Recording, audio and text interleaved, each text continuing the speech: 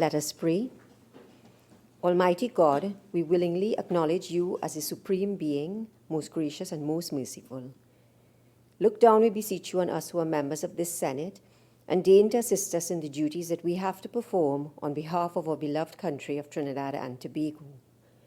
Open our eyes to see the truth and help us to accept it with all its implications into our lives.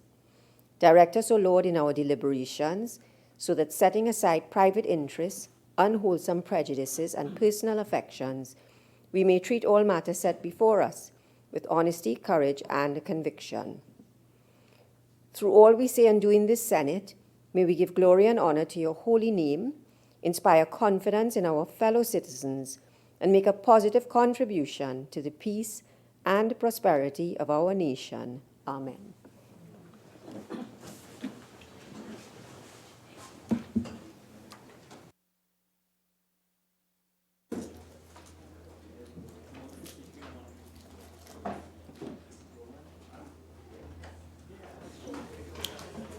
Oath or affirmation, announcements by the President, bills brought from the House of Representatives on the supplemental order paper, the Corporation Tax Amendment Bill 2018, in the name of the Minister of Finance. Minister of Finance, or Minister in the Ministry of Finance. Thank you, Madam President. Madam President, in accordance with Standing Order 62(1)B, I beg to move that the next stage of the bill be taken on Wednesday, June 21st, 2018. Could you repeat the date? June 27th, 2018. Thank you, Madam President. No, at this stage, no, Senator Mack, I have to put the motion. Honourable Senators, the question is that the next stage of the bill be taken on Wednesday, June the 27th, 2018.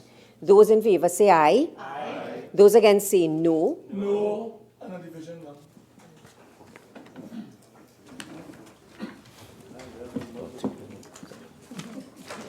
Mr. Khan? Yes. Mrs. Gopi Schoon? Yes. Mrs. Batiste Primus? Yes. Mr. Rambarat? Yes. Mr. Sinanan? Yes. Mr. Moses? Yes. Mr. Hussain? Yes. Ms. West? Yes. Mr. Lehant? Yes. Dr. Henry? Yes. Mr. Singh? Yes. Mr. Cummings? Yes. Mr. De Freitas? Yes. Mr. Dookie? Yes. Mr. Huggins? Yes. Mr. Mark? No. Ms. Haynes? No. Ms. Amin? No. Mr. Hussain? No. Mr. Obika? No. Mr. Ramdeen? No. Dr. Mahabir? Abstain. Mr. Roach? Yes. Mr. Small? Yes. Ms. Chot Assi? Yes. Mr. Richards? Yes. 1961. Madam President, the results of the division as follows: 90 members voted for, 6 members voted against, 1 abstention. Honourable Senators, the result of the division is as follows. 19 senators voted for the question, 6 senators voted against, and 1 senator abstained. The next stage of the bill will therefore be taken on Wednesday, June the 27th, 2018. Petitions, papers. Minister in the Ministry of Finance. Madam President, I have the honour to lay on the table the following papers as listed on the order paper in the name of the Minister of Finance. The annual audited financial statements of the Cocoa Development Company of Trinidad and Tobago Limited for the period December 23rd, 2013 to September 30, 2014, and the financial years ended September 30, 2015 and 2016. Thank you, Madam President. Minister of Rural Development and Local Government. Thank you very much, Madam President. Madam President, I have the honor to lay on the table the following papers as listed on the supplemental order paper in my name. The annual administrative report of the Rural Development Company of Trinidad and Tobago Limited for fiscal year 2012 to 2013, and the annual audited financial statements of the Rural Development Company of Trinidad and Tobago Limited for the year ending September 30th, 2013. Thank you very much. Minister of Works and Transport. Madam President, I have the honor to lay on the table the following papers as listed on the supplementary order paper in my name. The annual administrative report of the Point Lisas Industrial Port Development Corporation Limited for the year ending 2014. I thank you. Leader of Government Business. Thank you, Madam President. Madam President, I have the honor to lay on the table the following papers as listed on the order paper in the name of the Minister of Community Development, Culture and the Arts. The final audit report of the Trinbago Unified Calypsonian Organization, commonly referred to as TUCO, operations for the period October 2013 to September 2016. The final audit report of the National Carnival Band Association, NCBA, operations for the period October 2013 to September 2016. And the final audit report of Pan Trinbago Inc.'s operations for the period October 2013 to September 2016. Reports from committees. Senator Small. Madam President, I have the honor to present the following reports as listed on the order paper in my name. The 9th report of the Joint Select Committee on State Enterprises, 3rd session, 2017-2018, 11th Parliament, on an inquiry into the operation of Evolving Technologies and Enterprise Development Company Limited, ETEC, and to determine its effectiveness in fulfilling its mandate to make suitable real estate available to qualified tenants, developers, and operators in a commercially viable manner. And the follow-up report of the Joint Select Committee on State Enterprises, 3rd session, 2017-2018, 11th Parliament, on an inquiry into the administration and operations of Caribbean Airlines Limited. Questions? Senator Mark. Thank you, Madam President. Welcome back, Mark. To the Honorable Minister of Education. In light of reports that university graduates are now facing unemployment and underemployment, what measures are being taken to address this issue? Minister of Education. Thank you very much, Madam President. The Ministry of Education, cognizant of the changing labor needs of our society and the economic circumstances of our twin island republic, has undertaken several initiatives that will impact the quality of graduates from our secondary and the tertiary institutions. These include the development of new curricula at the secondary level in the following areas: digital media, logistics and supply chain management, animation and gaming design, green engineering, and entrepreneurship. Also, refocusing and repurposing of the technical and the vocational offerings. At the tertiary level, emphasis is being placed on innovation and entrepreneurship, focusing on career guidance on the intake side, reshaping the program offerings to ensure that the graduates are flexible and can adapt to the changing work environment. On the output side, the universities are strengthening the local and regional placement of candidates, exploring the possibility of extra regional or international placement of graduates. For example, let's look at COSTAT. COSTAT has realigned its mandate to provide training in paraprofessional, technician, and the technological level in response to labor market employer feedback obtained in 2015-2016 for the college's master plan. Minister, your time is up. Thank you. Senator Mark. Thank you, Madam Madam President, could the Honourable Minister indicate to this Honourable House how successful has been the efforts of the government to place unemployed university graduates at the regional and or international level, as he has indicated? Minister. Madam President, these initiatives have been met with mixed responses.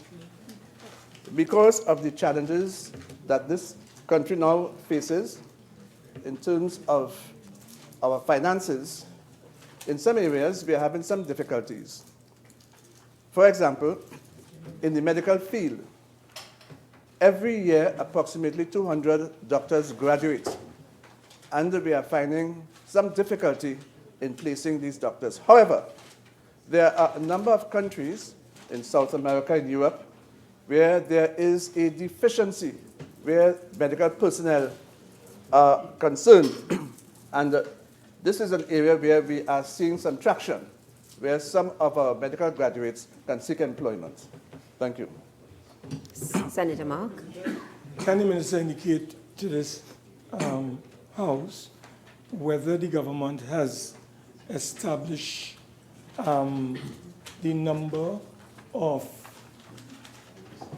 graduates who have been unemployed for the last maybe 2 years in this country? Has the government been able to arrive at a number? Madam Vice President, Madam President. Minister. Thank you very much, Madam President. At this point, I am not in a position to state any quantum of graduates who have been unemployed. We are working with the Ministry of Labour through a manpower survey to see how best we can ensure that our graduates, both at the tertiary and the school, the secondary level, are placed. But at this point, I'm not in a position to provide numbers. Next question, Senator Mark. To the Honourable Minister of National Security.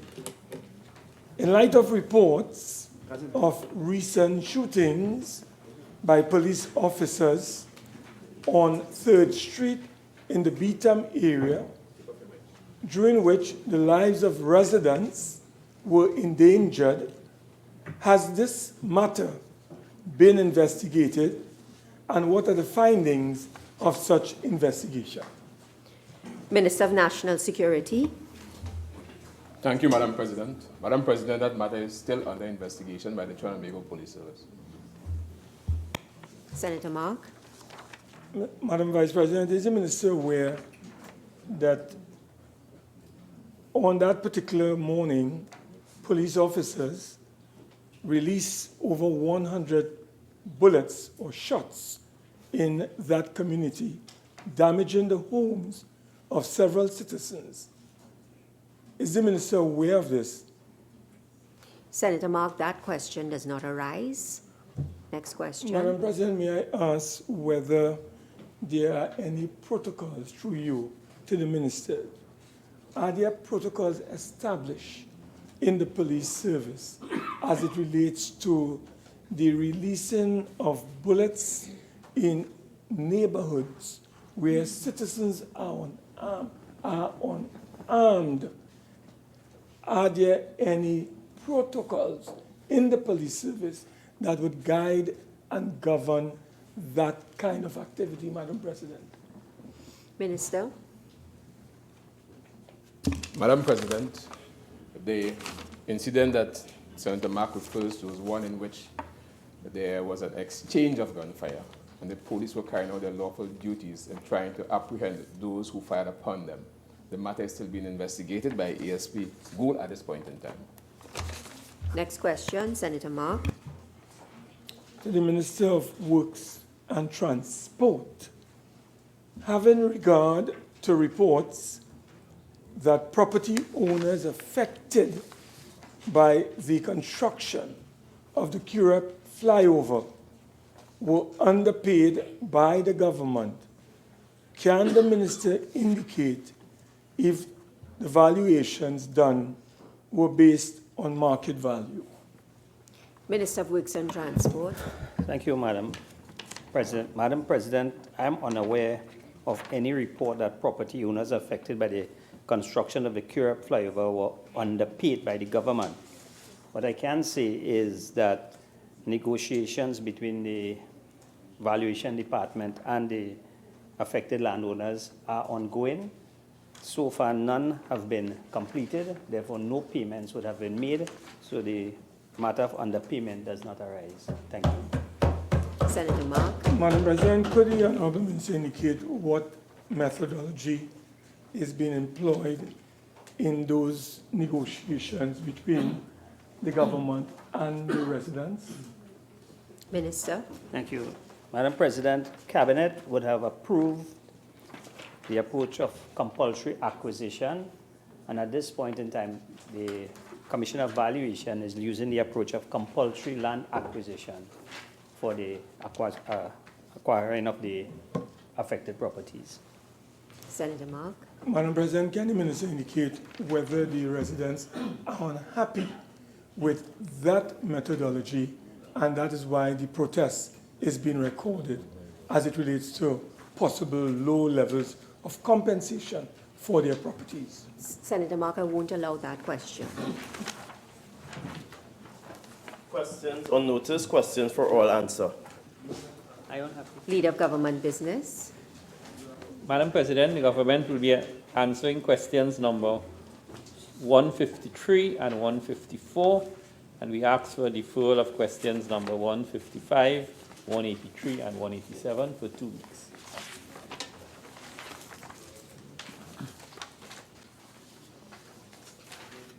So questions 155, 183, and 187 are deferred for 2 weeks. Senator Mark. Question number 153 to the Minister of Works and Transport.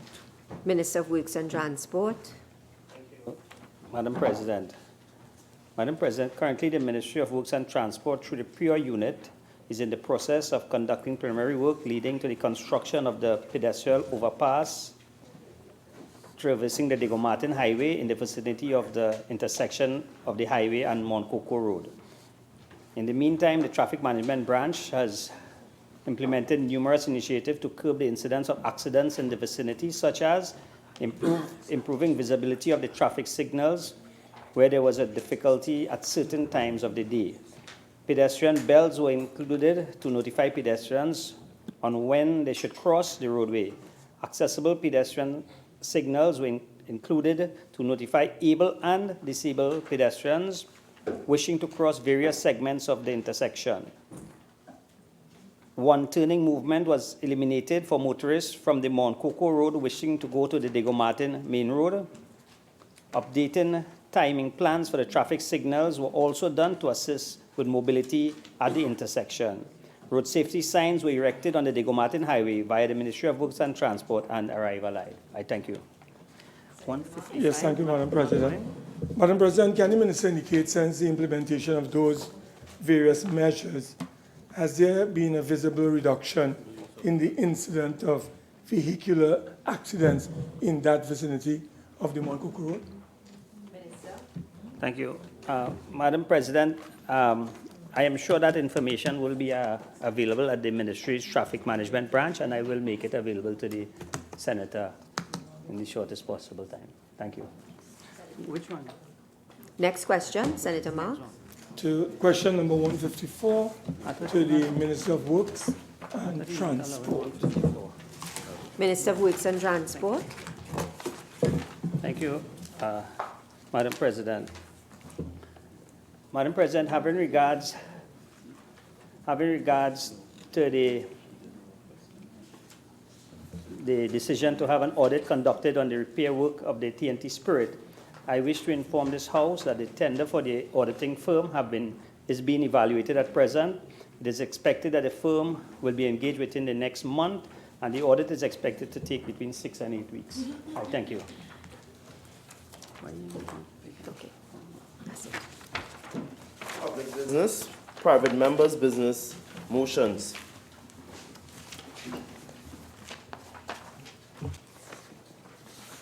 Senator Mark, I call on you, but may I just indicate to members that I have granted leave pursuant to Standing Order 4211 to Senator Mark. Senator Mark. Thank you very much, Madam President. Madam President, I beg to move the following motion standing in my name.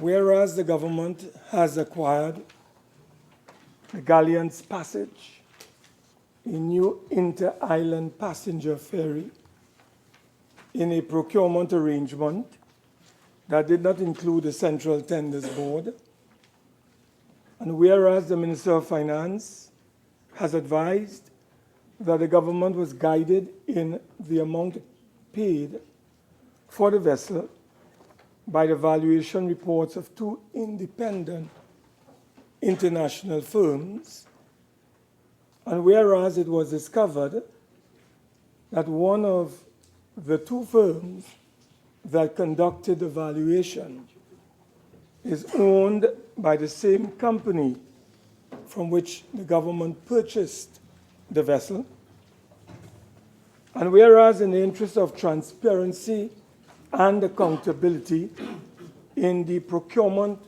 of the inter-island passenger ferry, several requests were made for the Minister of Finance to provide the Senate with copies of the valuation reports, the Memorandum of Agreement between NITCO and the vendor of the vessel, and the Dun and Bradstreet report on the Galleons Passage.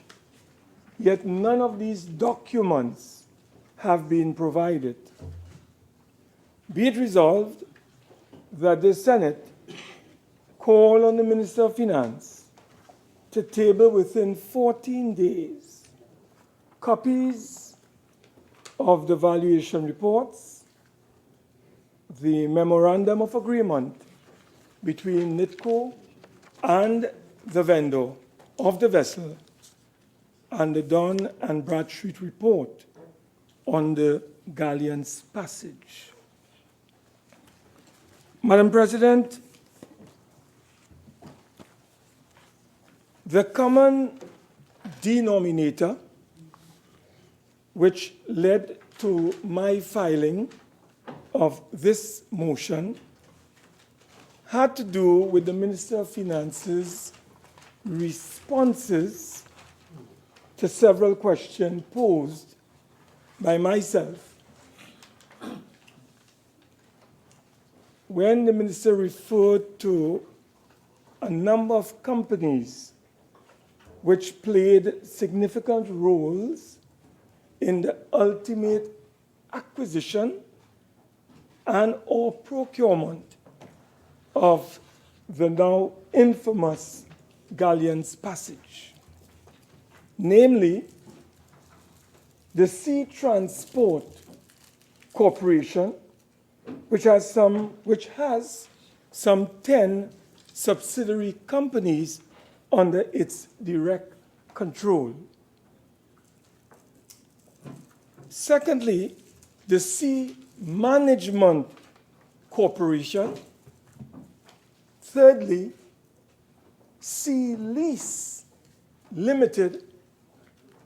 And finally, Oceanic Design and Surveys Limited. Madam President, our interest was piqued even further when we discovered that the common thread running through all of these companies is one Stuart Edward Ballantyne, the gentleman whose company the Galleons Passage was purchased from.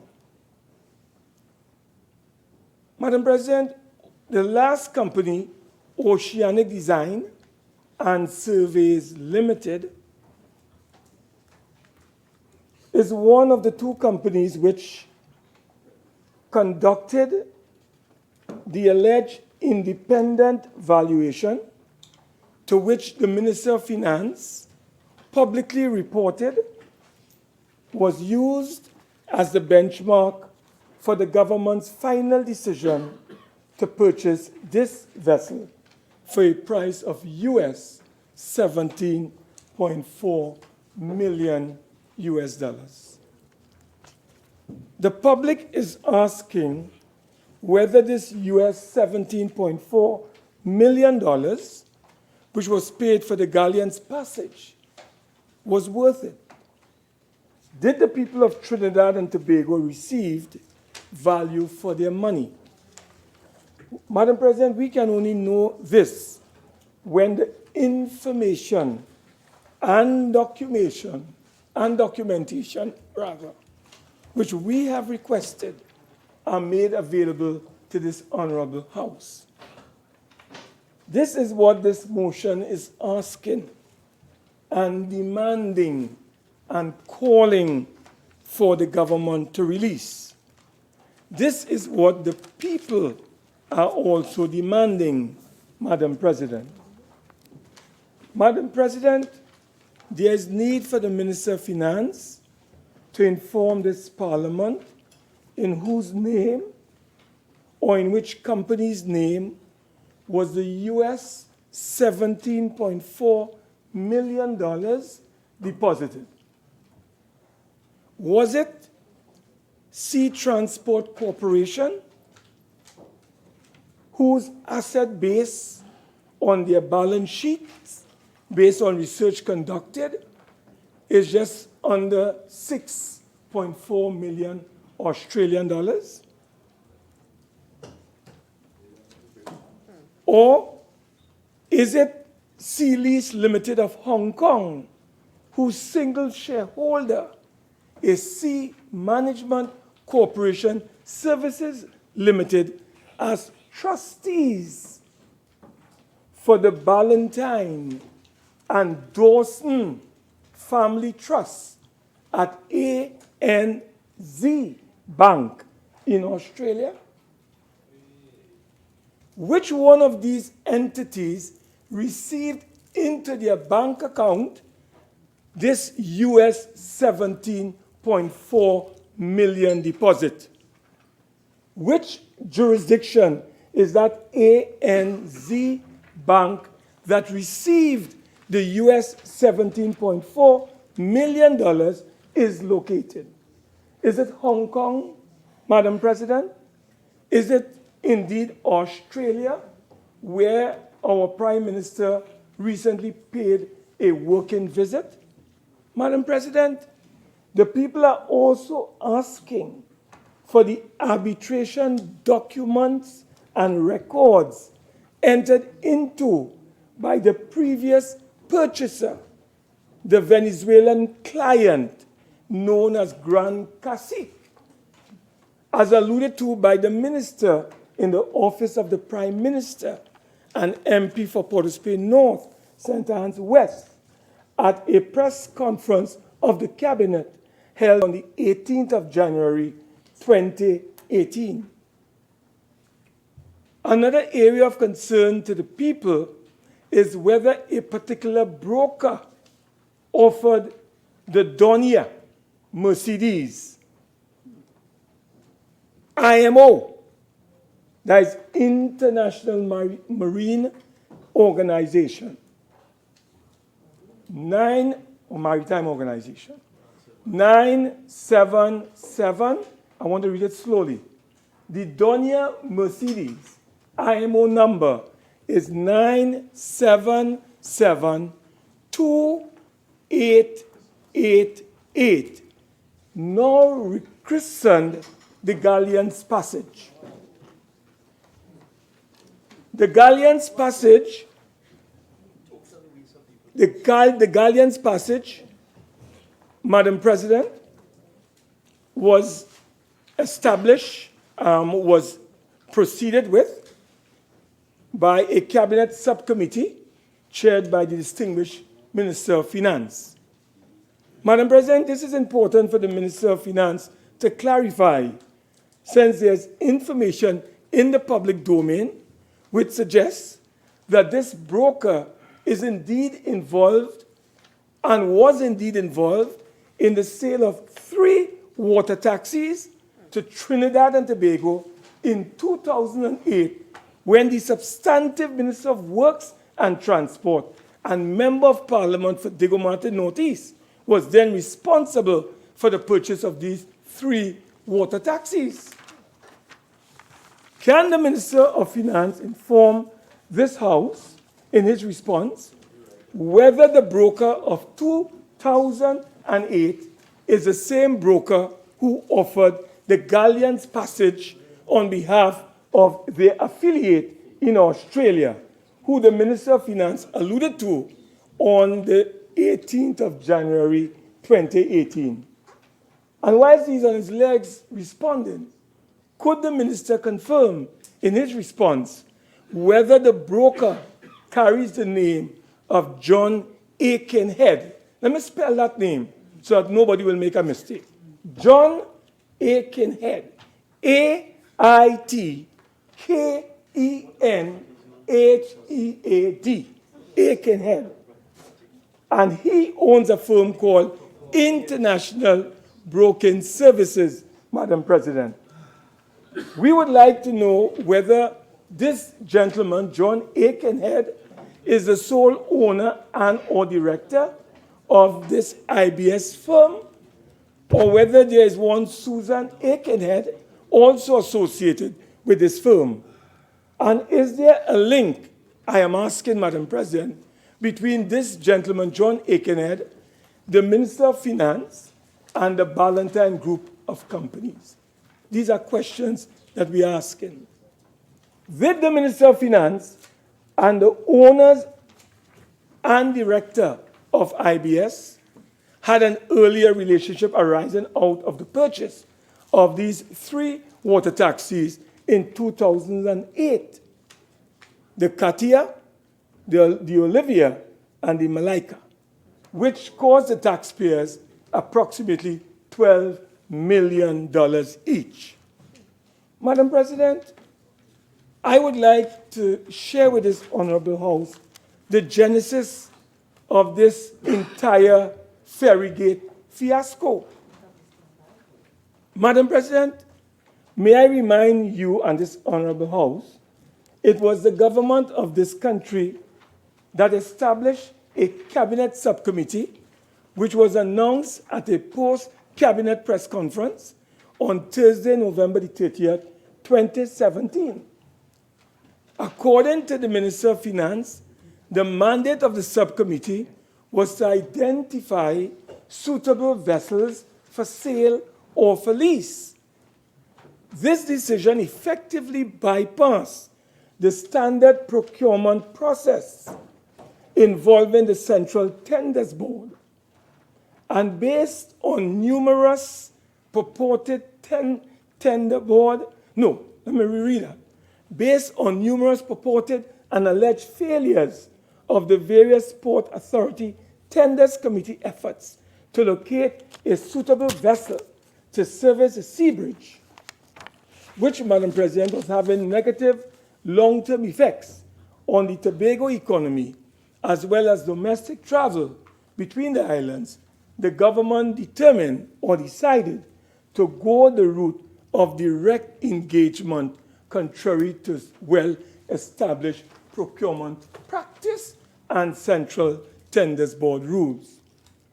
The Prime Minister decided to establish a subcommittee which was chaired by, and I think still under the chairmanship, I should say, of the Minister of Finance, and included the Minister of Public Utilities, Senator the Honorable Robert Lehunt, the then Minister of Tourism, now the Minister of Sport and Youth Affairs, and MP for Tobago West, and the Minister with responsibility for communications now and Minister in the office.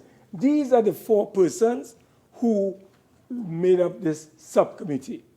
Madam President, this novel approach effectively undermined and eroded the established procurement process utilized by the Central Tenders Board.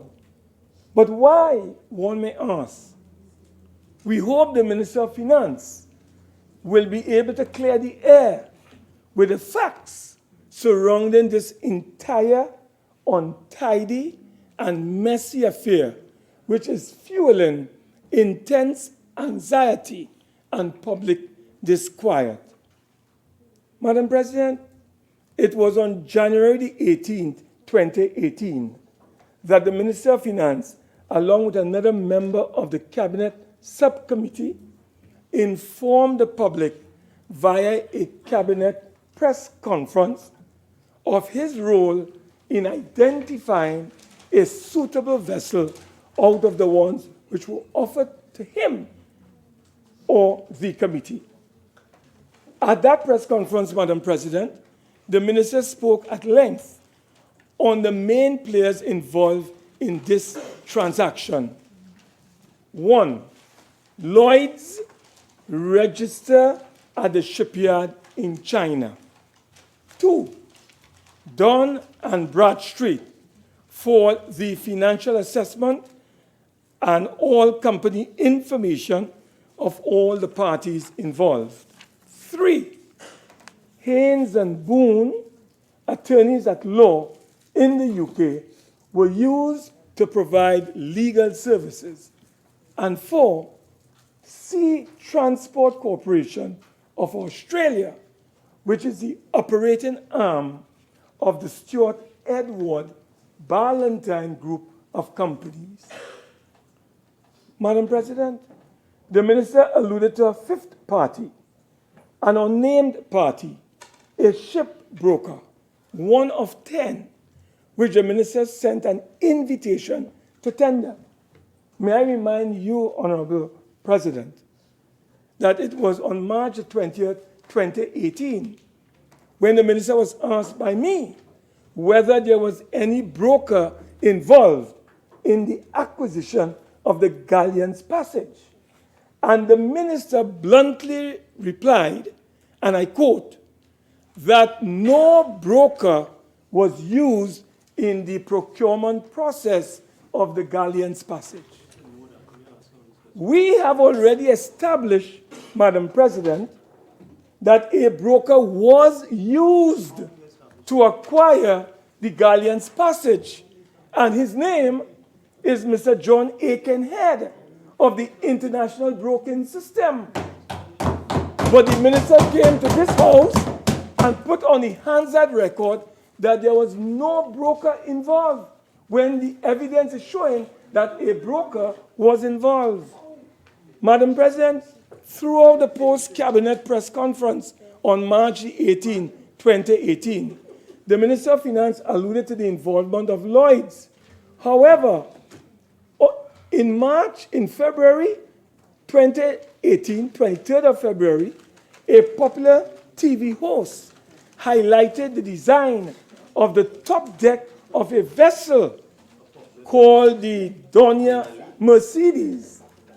IMO number, Madam President, 9772888, which was launched in October of 2016. Madam President, I'm being Members, disturbed. please. I am trying to listen.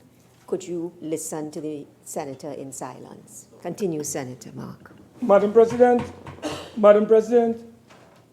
this particular Minister of Finance who held this press conference indicated to us the involvement of Lloyd's. However, on February 23rd, 2018, a popular TV host highlighted the design of the top deck of a vessel, the Donia Mercedes, IMO number 9772888, which, Madam President, was launched, and I want you to listen carefully. The Donia Mercedes was launched in October of 2016. But isn't this, Madam President, the identical number of the newly branded Galleon Passage which was commissioned and which we bought and took control of on the 8th of February. But this same Galleons Passage, known at that time, Madam President, as the Donia Mercedes, was launched and left the shipyard in October of 2016. So we are unraveling this puzzle. We are unraveling this puzzle, Madam President. Madam President, further, in the words of the Minister of Finance on the 18th, I'm quoting him because I have the tape with his voice recorded. I have the tape with the minister's voice recorded on the 18th of January, Madam President, and I quote him for you. And the record, here the Minister of Finance. I have seen all sorts of stories. How this boat was in storage. And I have read that somewhere that there was a boat in storage for a couple of years, just rusting away. And then we decided to buy this old boat that nobody wanted. Yeah, not true. Not true. End of quote. Madam President, the construction of this vessel, according to the minister, I quote, was completed 2 days before we went out for our search. They went out for the search, Madam President, in December. And the minister is telling the country that 2 days before they went out for the search, this vessel was completed. Brand new vessel. Completed, Madam President. According to the minister, it was through sheer happenstance that the boat was completed, just so magically. Just a few days prior to their worldwide search in December of 2017. Madam President, I've just spoken for the record that the Donia Mercedes was launched in October of 2016. And the same IMO number is recorded for the Donia Mercedes as is recorded for the Galleons Passage. Madam President, may I go on to bring you up to speed with this mystery, which we are now trying to unravel. It's a mystery.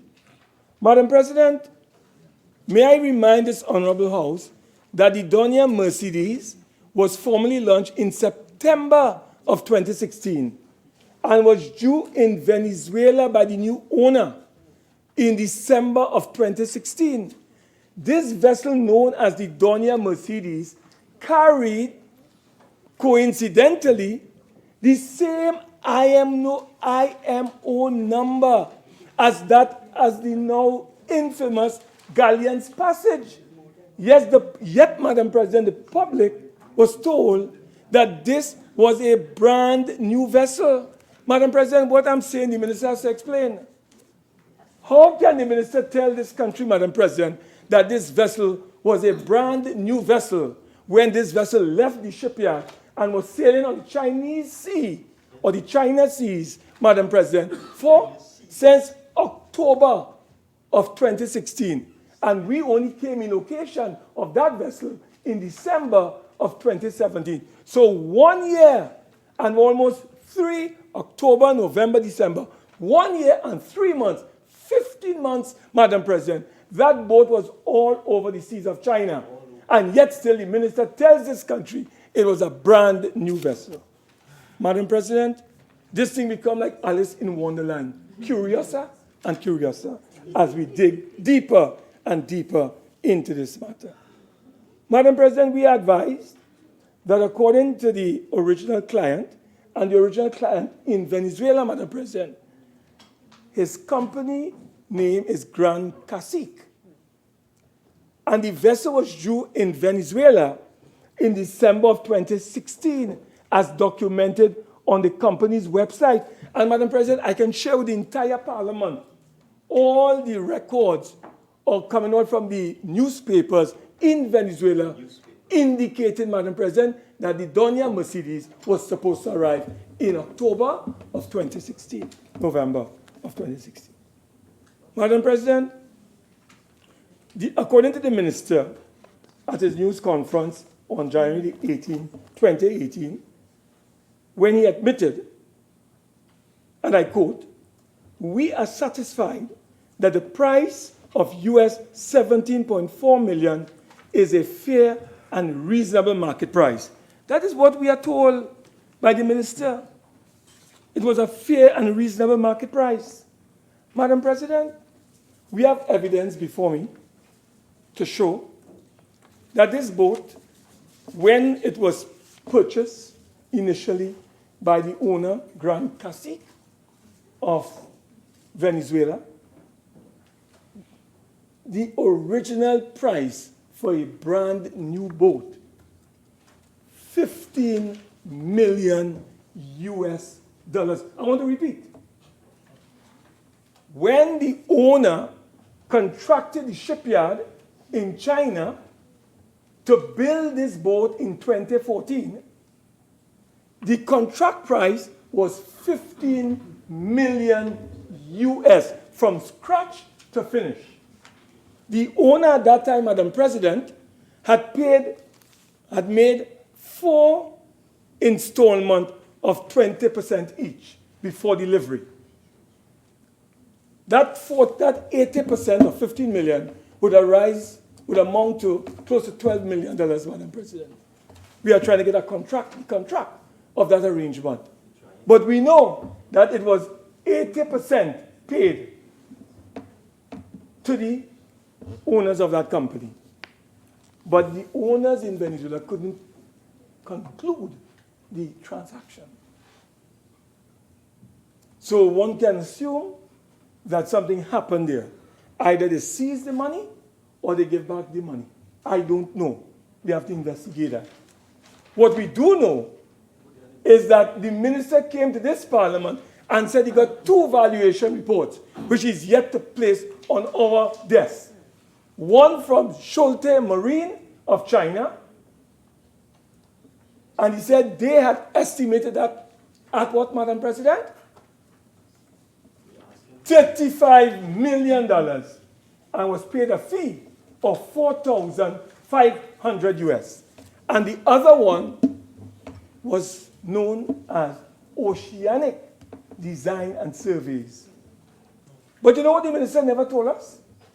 The minister never told this parliament that Oceanic Designs and Surveys, Madam President, was owned by Stuart Edward Ballantyne, the same individual who sold the boat to the government of Trinidad and Tobago. So, Madam President, you are buying a boat, and you get the owner of the boat, whose company is called Oceanic Design and Surveys, to do a valuation report, and then give you that valuation report. And you came to this parliament and boasted that the valuation given by Oceanic was 19 million US dollars. And he was able, and Nick Konase, the government, Madam President, was able to negotiate downward to 17.4.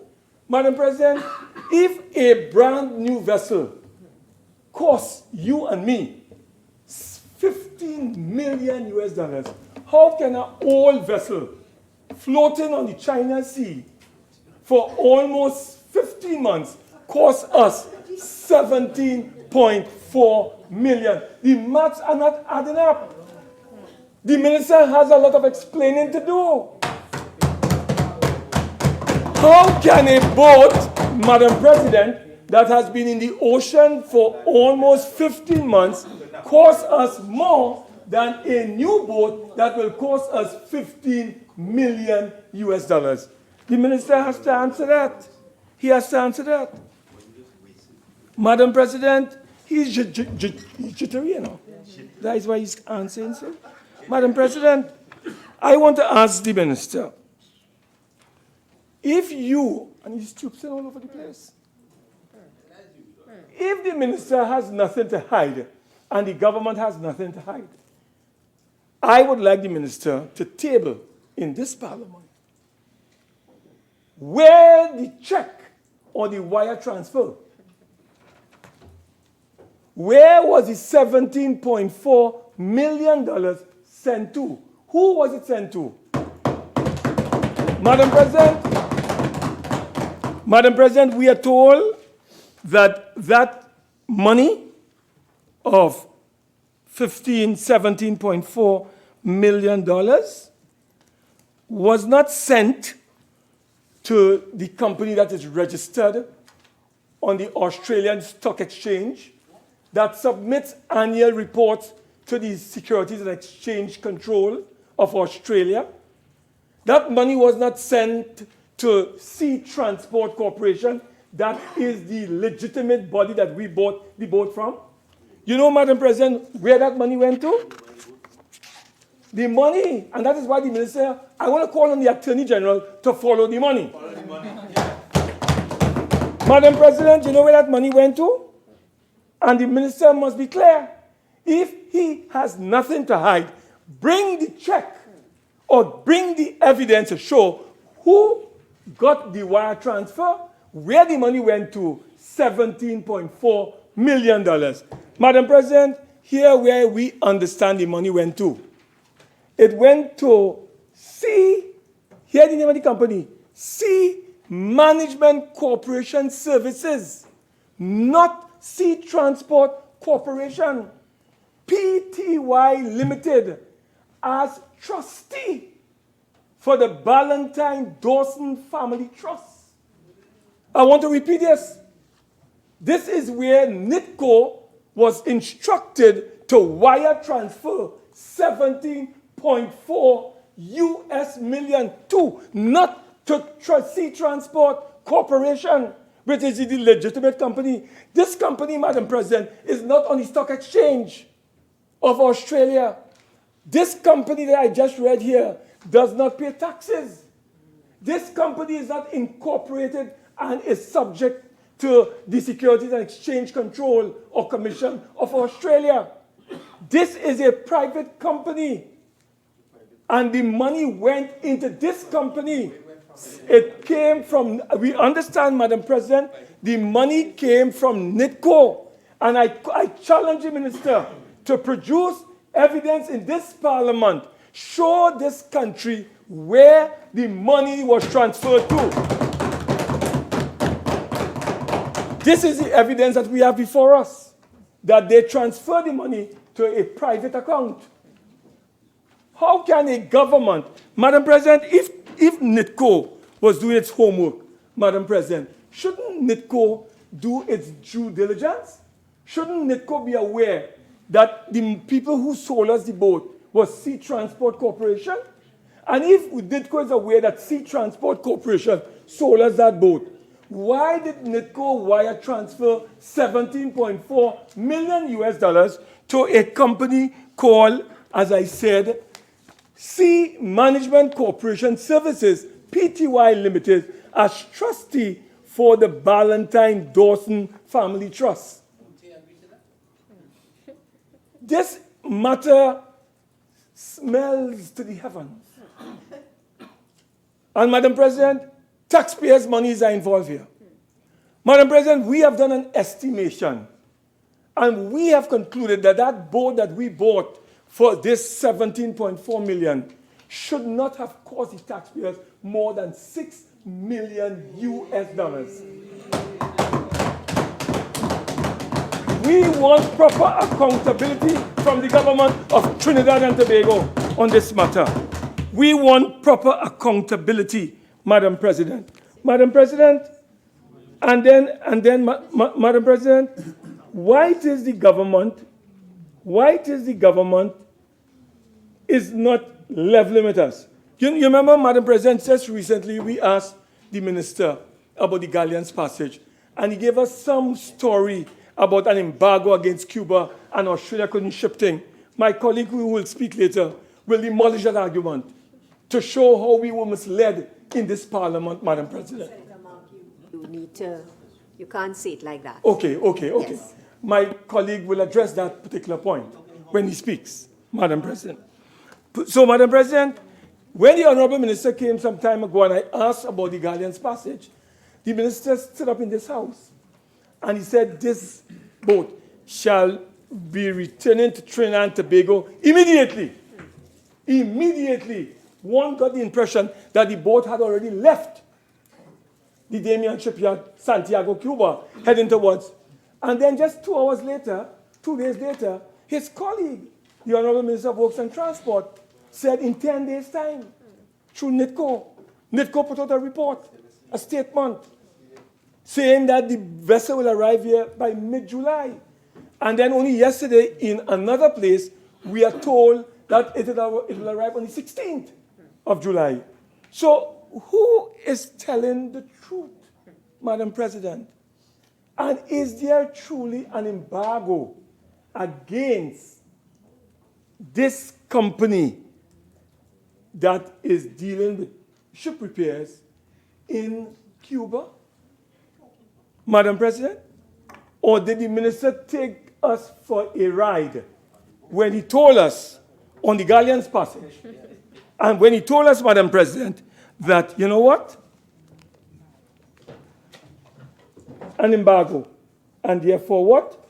You cannot repair the boat. You have to bring it here. Madam President, there are several questions that the minister has to answer. Madam President, I want to tell you what the minister also said at his press conference. The minister indicated to this honorable House, he said over, and I quote, over the month of December, the committee felt that we should not rely on any inspection reports or any sea trials that had been done previously for the previous purchaser or by anybody associated with the vessel previously. We felt that we should be very, very careful about this. So Lloyd's Register of Hong Kong was commissioned to do an inspection of the vessel. We want that report. We also, the minister went on to say, we also commissioned an expert marine consultant out of Australia, a company named Schulte Marine, to be a second independent pair of eyes for the government of Trinidad and Tobago. And the minister didn't stop there. He said we took a third precaution of engaging marine experts out of UTT Maritime Campus to go to China. So, Madam President, whilst the minister is contemplating providing us with those reports within 14 days, may I ask him to add the following? Could the minister table in this parliament as well the Lloyd's Register of Hong Kong report, inspection report? Could the honorable minister also table the Schulte Marine inspection report that is a company out of Australia? And could the honorable minister table in this parliament the report of the experts from the University of Trinidad and Tobago? Madam President, we need to get to the bottom of this matter. Madam President, the honorable minister indicated that he didn't stop there. The minister in his press conference indicated that Dun and Bradstreet had been engaged to conduct a financial and forensic on the following: the shipyard owner, the builder of the vessel, and the owner of that particular vessel. We haven't seen sight of those reports to date. We ask the minister, we call on the minister to provide us with those reports. Madam President, the minister is on record as denying the United States Department of Homeland Security and the United States Coast Guard having defined certain deficiencies on that particular vessel.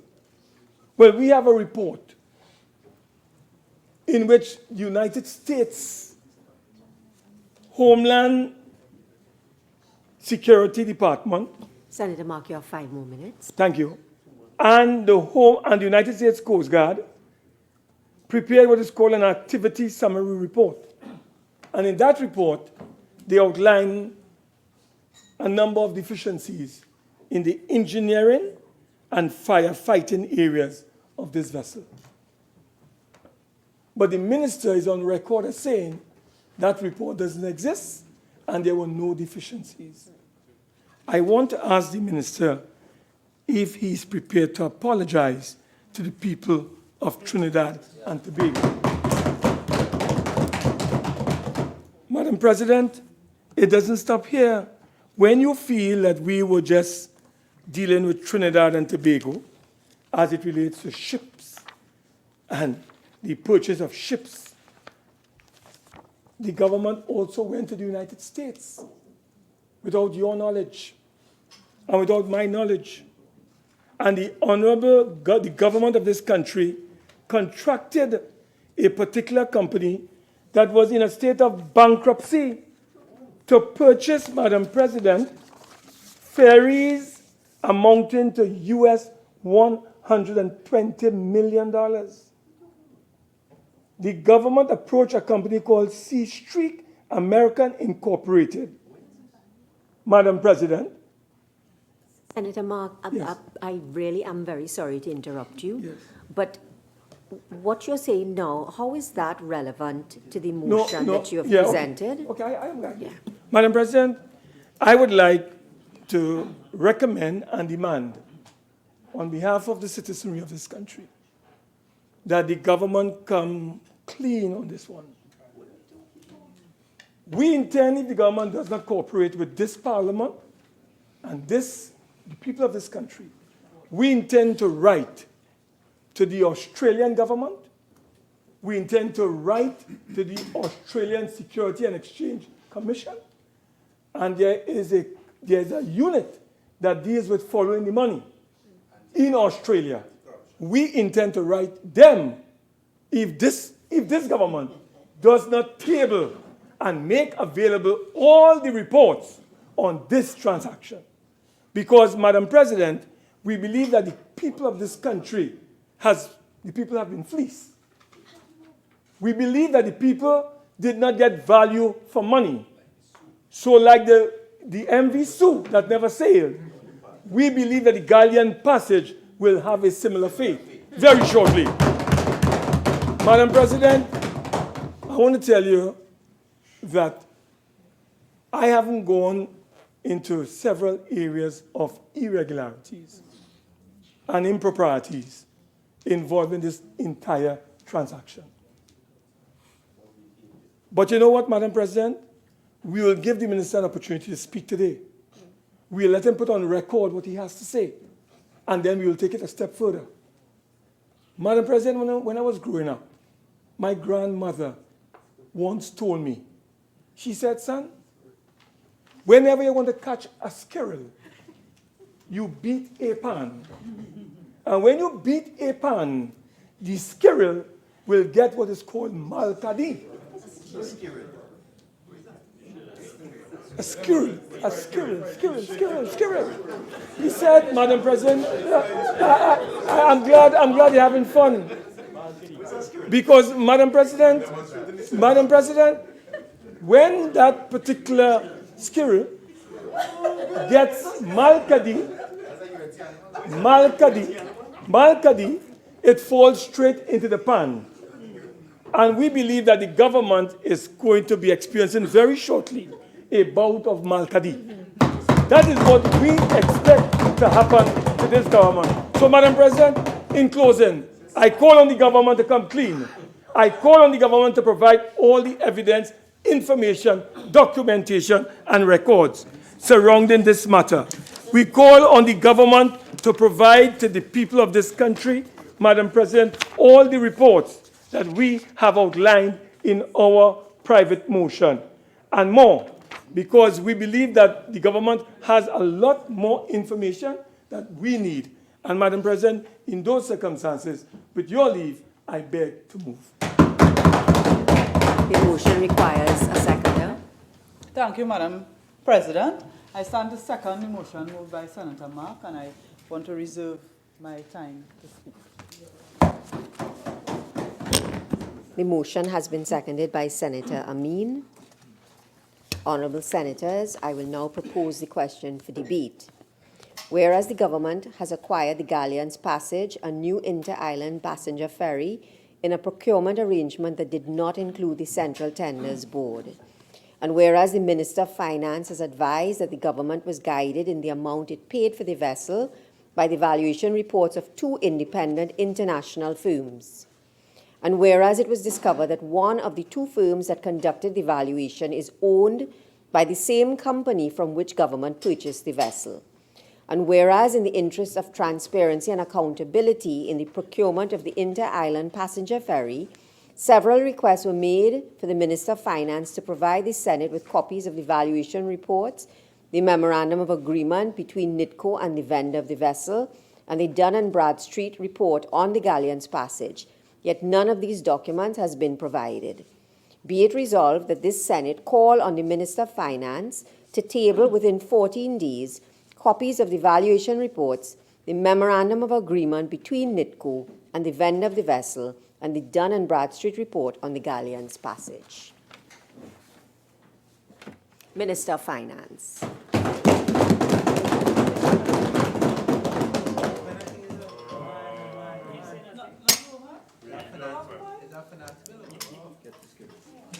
Thank you, Madam President. I really do not understand the noises emanating from the opposition bench when the motion is directed to me. I believe, Madam President, I read the words Minister of Finance in the preamble to the motion. So I do not understand the groans coming from the other side. When as Minister of Finance I get up to respond. It must be the squirrels. No, Madam Speaker, Madam President, I have noticed a trend by the official opposition in the last month or so. Maybe it was before, but I've particularly noticed it in the last month, where they are so desperate that they make up their own fake news and believe it. And I witnessed this in the other place last week. It bears repeating that the Honourable Prime Minister had gone to Grenada to attend the opening of a new Parliament building because their previous building had been devastated by hurricane. And through a number of donations from a number of countries around the world and their own resources, they were able to build a brand new Parliament building. So a number of Caribbean prime ministers were invited and did attend. And our Prime Minister attended to show solidarity and support with the Grenadian people. So I was acting as Prime Minister just for that day and the following day. And, Madam President, as it turned out, that particular day was Prime Minister's Questions Day. So that I received the list of questions just before the beginning of the sitting in the other place. Question 1, why is the government sold TGU to Ferrostal? Question 2, how much we sell it for? Question 3, what procurement process we use to sell it? Something like that. So, knowing fully well that in the 2018 budget address and in the mid-year review that I had made it clear, speaking on behalf of the government, that as part of the asset base for the National Investment Fund, we intended to place the shareholding of TGU into the National Investment Fund company to monetize the assets of NIF. I said to myself, but these are mad people because we haven't sold TGU. So what is all this nonsense all about? And then I heard that at the Monday night forum that their leader had spent 10 minutes fulminating about this corrupt and unlawful sale of TGU to Ferrostal. So when we came to the Parliament to answer the question, I had to point out that we had not sold it, could not sell it, had no intention of selling it. This was all a figment of their imagination. And therefore, questions 2 and 3, they had to withdraw them. Because if we ain't sell it, there's no price and there's no method. But that's what I mean by making up their own fake news and believing it. And this is another example. The Honorable Senator is making up his own fake news and believing it. When it was announced that you were acquiring this vessel, excuse me, I have a bit of a cough, I made it crystal clear, and it's on record, that with the vessel, we received an in-house valuation prepared for the previous owner or intended owner of the vessel. This is that valuation, prepared by a company called Oceanic Design and Survey, and prepared for a company called Ship Leasing. I made it crystal clear at that press conference 6 months ago that Senator Mark referred to, that because this was not something that we could rely upon, we did not rely upon this valuation by Oceanic Design and Survey. I spoke in English, Madam President. My words were clear. I said, because this came with the vessel, we could not use it to determine whether we received value for money.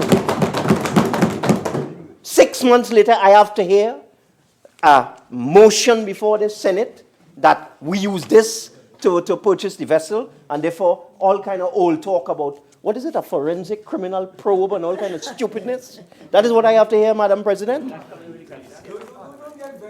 I must get vexed. It's foolishness. Minister. So what we did, Madam President. Minister.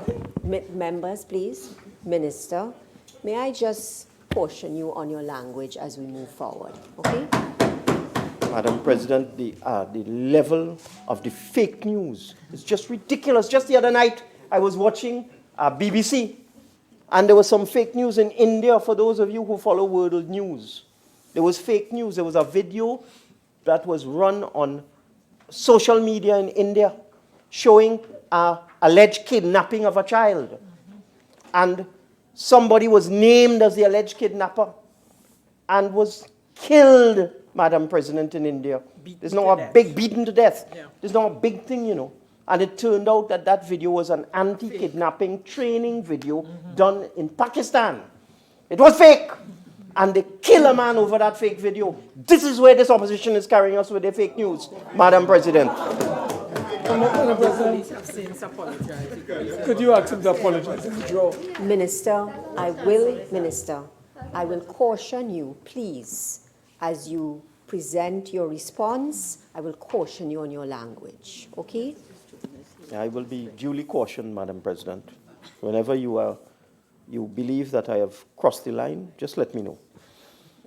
But, Madam President, we made it crystal clear that we were not utilizing this valuation. I know what's so jokey about this whole thing. When you read the valuation, the people make a declaration in the valuation that they are an affiliated company of sea transport. They say so in the valuation. This is why we didn't use it. And this is why we went to a company called Schulte Marine, which is a highly reputable firm of marine consultants and marine surveyors, Madam President. And this is why we commissioned Schulte Marine to do two things. First, to do a pre-purchase inspection report, which I have in my possession, over the period the 4th to the 6th of December 2017, on the vessel. And in this inspection report, these are the key dates, which is why I have to talk about fake news. It says these are the following key events with respect to this vessel. Steel cutting, 4th of March 2015. Keel laying, April 21st, 2015. Launching, 16 September 2016. You know what launching means? You put the hull in the water. But after you put the hull in the water, Madam President, anybody who had an iota of knowledge about shipbuilding will know after you put the hull in the water, You have to put in the engine. You have to put on the deck. You have to outfit the vessel. You have to put in instrumentation. You have to put in the electrics. You have to put in the transmission. You have to put the mast. You have to put the superstructure. That's after you launch a vessel. If anybody knew one iota about shipbuilding. So you know what happened next? First sea trial, 30th of November 2016. Final sea trial, 30th of October 2017. And this was inspected for the government of Trinidad and Tobago on the 4th of December, 5 days after the final sea trial, Madam President. 5 days later. You think you build a boat just so? You go in the hardware store and you say, I want a boat. And they say, no problem, you get that next week. You think that's how you build a boat? This is what we have to deal with. And while I'm at it, Madam President, I heard some madness in the final words, Madam President, about how the government has hired who's Sea-Streak to go and pay $100 million for boats. That is a work of fiction. It's craziness. Madam Speaker, I am so disappointed that I have to come into this Parliament and, Madam President, that I have to come into this Parliament and hear this level of foolishness, Madam President. That these allegations, they just throw them out. The government has, this government, there's no evidence. I have made it crystal clear that when we went out utilizing our expertise and knowledge with respect to manufacturers of vessels and persons who deal in the sale of vessels, that the owner of this vessel contacted us directly. I've said that more than once. The owner of the vessel contacted the government of Trinidad and Tobago directly and offered the vessel for sale. And based on that offer coming directly from the owner, it is why we commissioned the experts from UTT, Captain Sushet Singh and Mr. Izzy Waka, two experts. One is a master mariner, the other is a master ship engineer. We commissioned two UTT experts to go to China to inspect this vessel, and we got another inspection report from them. We commissioned them to be present during the final sea trials of the vessel, which took place at the end of November 2017. We did all of that, Madam President. We did all of that. But what is more important to this motion is that we commissioned a valuation from Schulte Marine. And I think it's necessary to put on the record exactly who Schulte Marine is. This is no fly-by-night company. This is no Mickey Mouse company, Madam President. Schulte Marine is the consulting arm of a company called Bernard Schulte Ship Management. Bernard Ship Management is an integrated maritime solutions leader with more than 130 years experience in the shipping industry. It manages a fleet of over 600 vessels, has 20,000 employees globally through a network of 9 ship management, 23 crew service, and 5 wholly owned maritime training centers across the world. That is Schulte Marine Concept. It's a member of the Bernard Schulte Ship Management Group. In particular, Madam President, the Schulte Marine Concept Group has done consultancy work on 446 vessels. 446! So I think that squirrel. I think that squirrel is qualified. And we received an evaluation report from Schulte Marine in December 2017.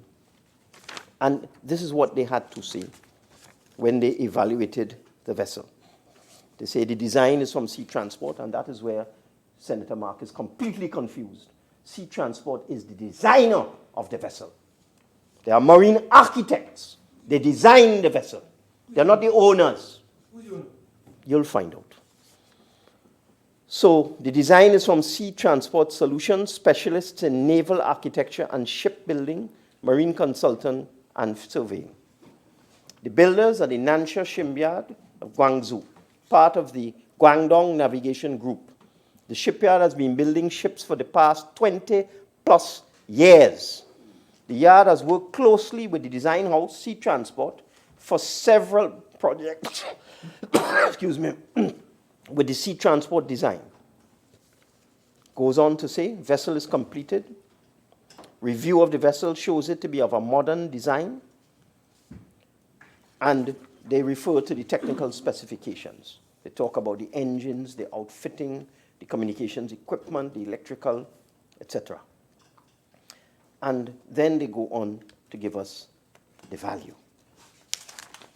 And this is what Schulte Marine had to say about the value. Valuations for a new vessel of this type can vary with several factors, from the hull form, hull materials, length and breadth with carrying capacities. The vessels are usually made as one-off, putting selectiveness to smaller yards with smaller order books, but specialist skills, expertise, and experience.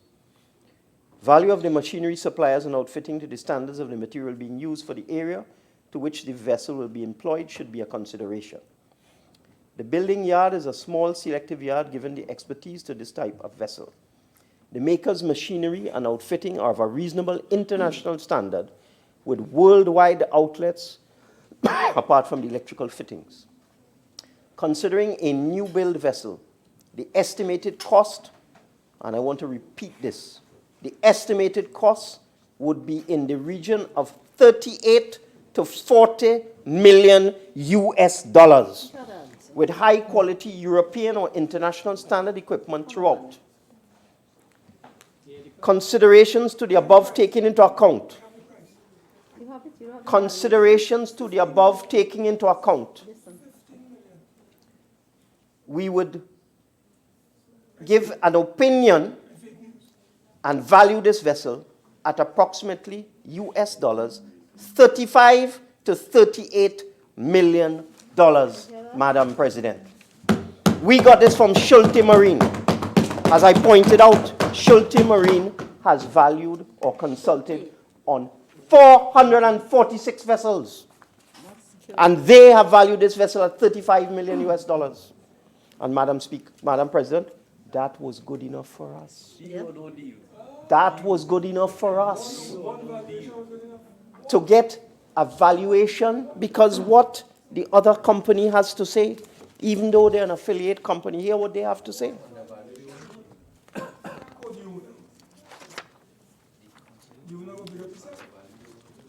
The Oceanic Design was established in 2001 to provide a specialized design, survey, and consultancy service to the greater marine community. ODS is an associate company, this is Oceanic Design, but with different shareholders to Sea Transport Solutions, which was formed in 1976 as an independent company to provide marine design and consultancy services to the Australian maritime industry. To date, over 47 countries have built sea transport designs or use sea transport consulting services. So one of the points made by Oceanic Design, which we did not use, was that the sea transport design, which is the design of the Galleons Passage, has been used by 47 countries in the world, Madam President. So we have a design which has been used by 47 countries. We have an independent valuation by one of the top ship valuers in the world that says this vessel is worth 35 million US dollars. We have numerous inspection reports which tell us this is a brand new vessel, new build, doing its final sea trials in November 2017. But I have to hear this fiction about how the boat was launched and was sailing all over the China seas from 2016 to 2017. It's a figment of Senator Mark's imagination. Fake news. Everything he has said here today is not true. As I indicated, we got the offer directly from the owner. And since the owner was corresponding directly with the government, there was no broker. This is the second time I've heard this bogus story about some bogus broker called I Am Something with somebody called Aitken Head. It is a fiction. It's a total untruth. Because I challenged Senator Mark, produce the paper trail to show where that fictional broker was in any way involved with the acquisition of this vessel, Madam President. Produce it. Produce it, because whatever you produce will be fake. Like that fake court order with respect to that matter that came up when he was presiding officer at another time, when he said there was a court order when there was no such thing. Any document that gentleman produces today will be fake. Minister, please, you can make your presentation, your response. It's Senator Mark, it's not that gentleman, and let us continue in a manner befitting of this chamber, please, Minister. Certainly. I just can't handle the untruths. Fake, bogus, not true. It has never been said that this boat was sold to the government or to NIDCO by sea transport. That has never been said. In fact, I have said completely different in this parliament in answer to a question posed by Senator Mark.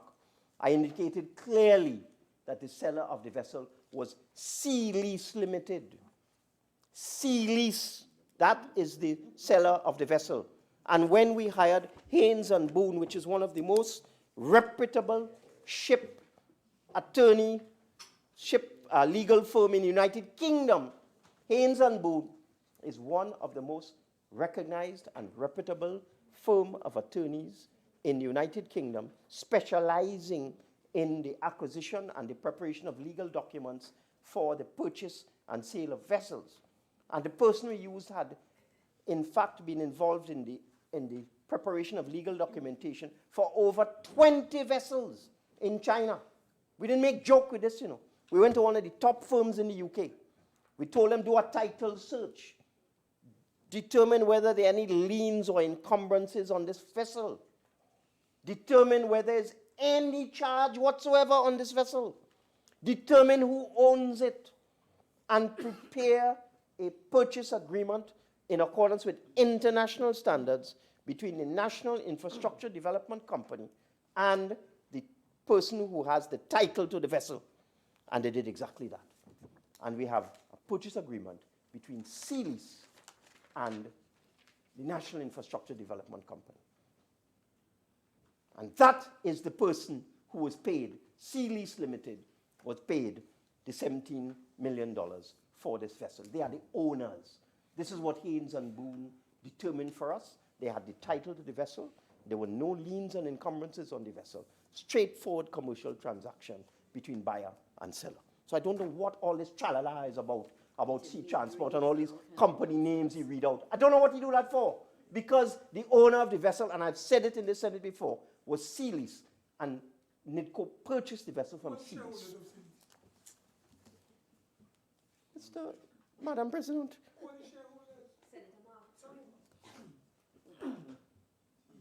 Madam President, I said the owner of the vessel contacted us. I have named the person who is the primary mover and shaker and figure with respect to the owner of the vessel on numerous occasions in the Senate. The only reason Senator Mark knows the name of the person who is the shareholder and the person who is the primary mover in these companies is because I've named the person in this house. The name of the person is Stuart Ballantyne. I've said so. So Stuart Ballantyne is the primary officer of Sea Lease, and it is Sea Lease that sold the vessel to NIDCO. I've said that. There's no mystery in all of this. So why these questions about who get the money and why the money to, and was it sea transport? Nonsense. And let me tell you something else, Madam President, let me tell you something else that I find so nonsensical. There's this recurring decimal about a broker. Who is this broker? And I prove that you use a broker. And I bring evidence that you use a broker. And this is the name of the broker. Where's the evidence, Madam President? I call upon Senator Mark, back up your false allegations. Back them up. Back them up. Oh, that is your evidence? I see. That is completely untrue. That is completely untrue, Madam President, completely untrue. I call upon Senator Mark, produce evidence of your false allegation that some person called Aitkenhead from some brokerage, I am something, was involved in this transaction, because you can't. You can't. It's fake, like that fake court order. It's totally fake. So this is a straight transaction, Madam President. A straight transaction.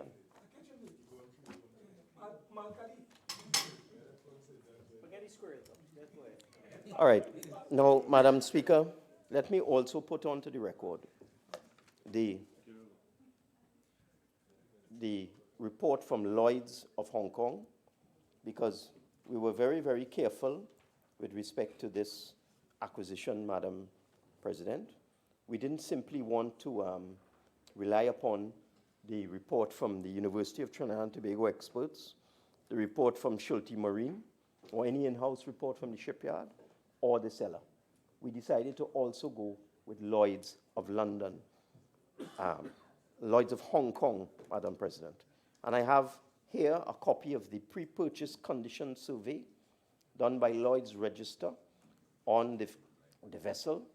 And this pre-purchase condition survey, Madam President, was done on, the certificate was, the final inspection was done on the 5th of December 2017, and the certificate was issued for the government of Trinidad and Tobago on the 10th of December 2017. And I read as follows.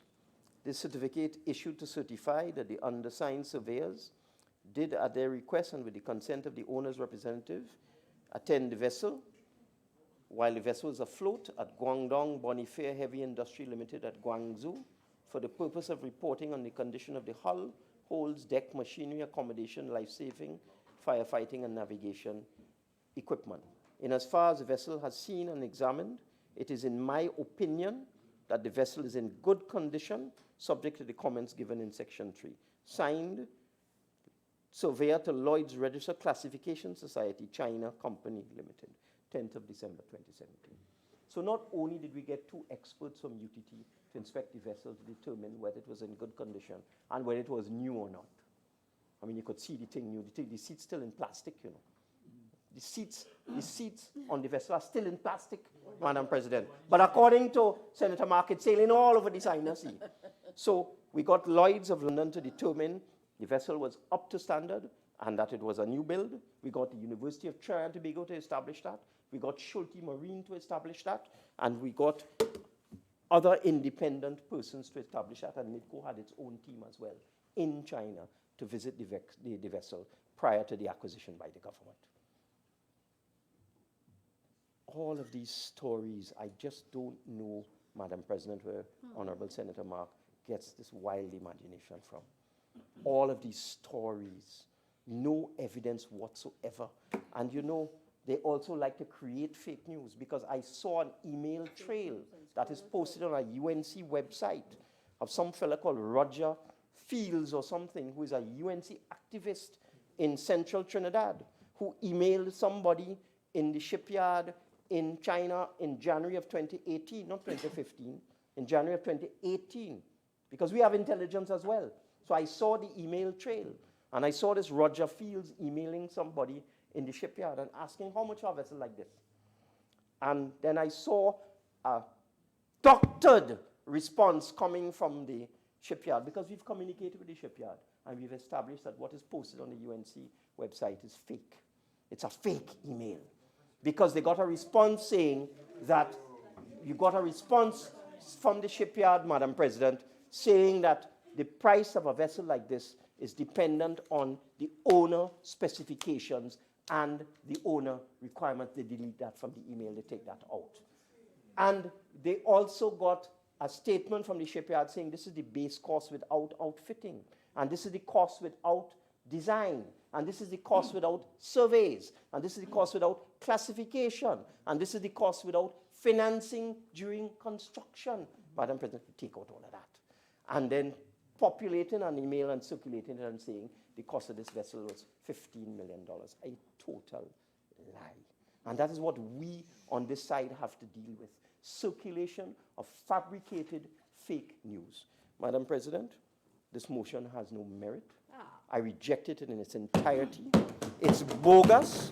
It is based on untruths. There's not a shred of evidence to support any insinuation or allegation made by Senator Mark. This motion is nonsense and should not be wasting the time of honorable senators in this chamber today, Madam President. Senator Mahabi. Thank you very much, Madam President. Madam President, I would like immediately to focus on the first line of the motion. Whereas the government has acquired the Galleons Passage, a new inter-island passenger ferry, in a procurement arrangement that did not include the Central Tenders Board. And to pause here for a bit, because when I read this very first statement, I asked myself, Madam President, where is the procurement regulator in all of this? And the Parliament staff kindly did some background research, and I now know that the procurement legislation is only partially proclaimed. We are awaiting the full proclamation consequent upon the office of the procurement regulator becoming fully functional.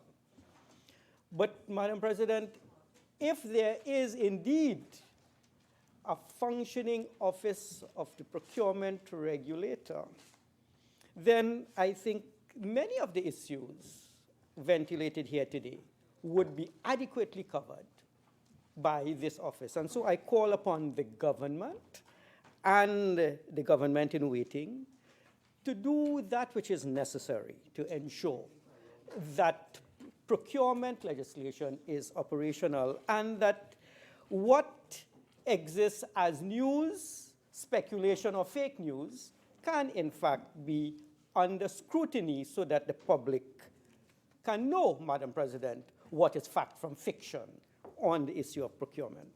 And on this point, Madam President, I looked at the Central Tenders Board, since the motion did mention the Central Tenders Board Act, and I note 20A1C of the Central Tenders Board Act indicating that the government is able on its own to bypass the Central Tenders Board if it is using for its tendering purposes the agency that is wholly owned by the state, of which I think NIDCO is one of them. So on that ground, the government is complying with the law. It's not really in violation of the law, but we do want to see the office of the procurement legislator fully functional.